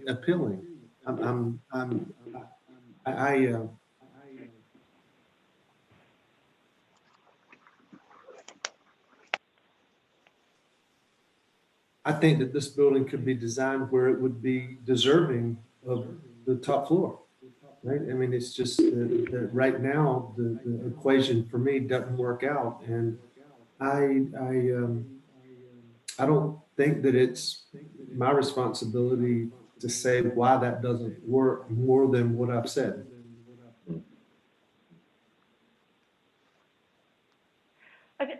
We need to clarify about this ordinance. For the ordinance was for 5 floors, and the 6th is 6th floor was approved by height ordinance for the height ordinance. No, this property was originally in a 4-story height district, and Yeah, you so could. they got 5. That's right. So that's the by right now. Okay, so the 6th floor is still based on our architectural merits. That's correct. Yeah.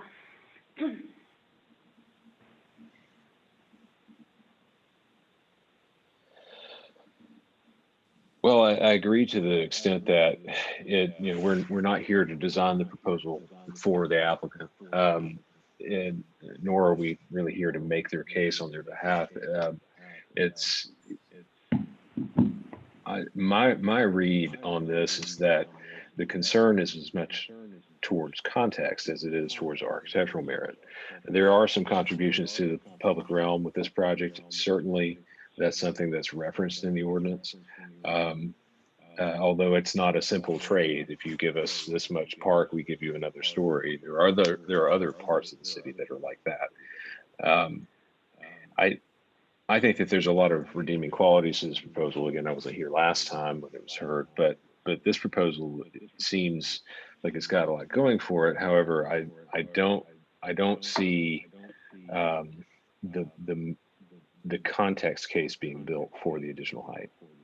And yes, I recognize that if the project does not receive that additional height, then that might mean a completely different proposal. But that would be the applicant's response. Then that may just be what's necessary. That's what I was trying to say. You said it maybe better. I just, one thing I really want us to do, since this is the second time this proposal's been here, and this is a major project, and definitely want to make sure that we're very clear on the direction that we provide.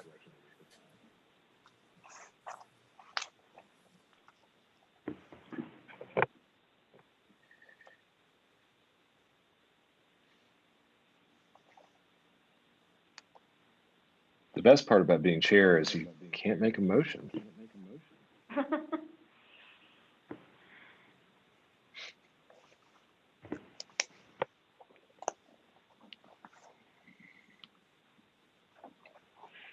Well, again, architecturally, it's a really improved project, so hate to lose it.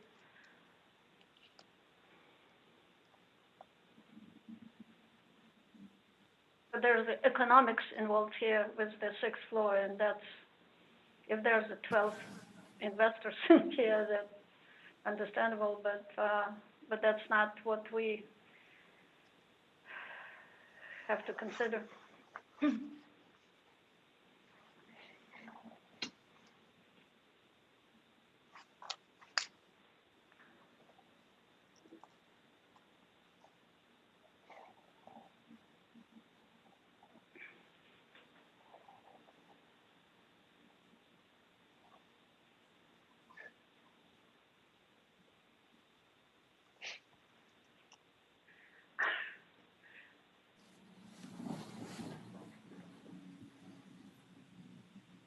James, you started this. Could you make a motion? Yeah, so I will make a motion, but I've got to get clarity on that motion before I make it. But sure, absolutely. I will. Yeah, you can sketch something out and put it on the table for discussion. Sure.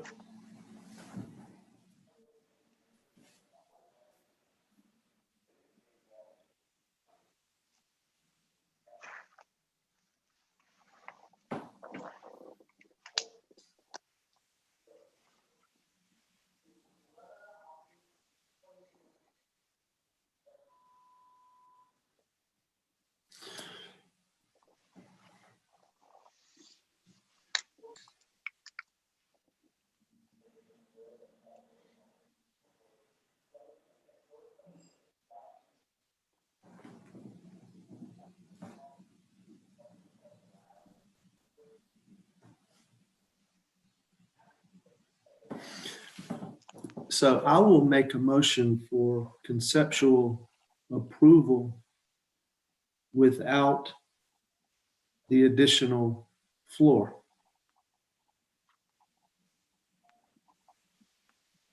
With staff and board comments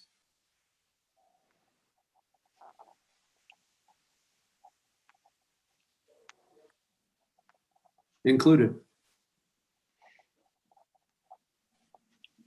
Okay, some of those were some of the staff comments were in support of the 6th floor. Well, and I understand, and I don't have the ability to go back and forth right now on two screens to see the staff comments. And your point's well taken, and that's what I was trying to figure out how to do, and I just don't have access to stuff to do it. Well, you could just say including staff and board comments, excluding those in support of the 6th floor. It's a little clunky phrasing, but then that's what I would like to do. And I apologize to all for not having a hard copy here and my inability to go back to with that. Okay. All right.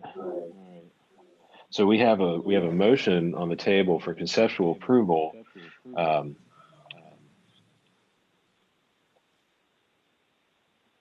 Conceptual approval. I would trying to clarify this here. Yeah, I don't know. Conceptual approval, including staff and board comments, excluding those in support of the 6th floor. 6th floor is denied. Mm-hmm. Right. So just to read it again, just for clarity, conceptual approval, including staff and board comments, excluding those in support of 6th floor. 6th floor is denied. All right, do we have a second on that? This is Leon, Scott. I will second that. Okay. We call the roll. Ms. Sobczak, how'd you vote? Yay in,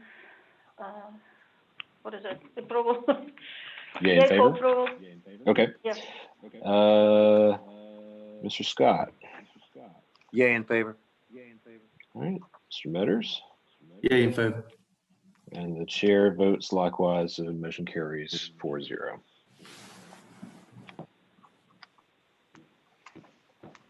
Okay.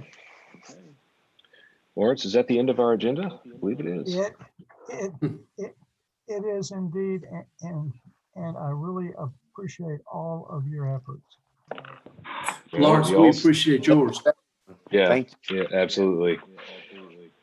Thanks to all. Yeah, Thank you. everyone have a good holiday. You too. Thank Yeah. Happy And holidays. Happy New everybody. Year. Yeah, Happy New Year. Thank you.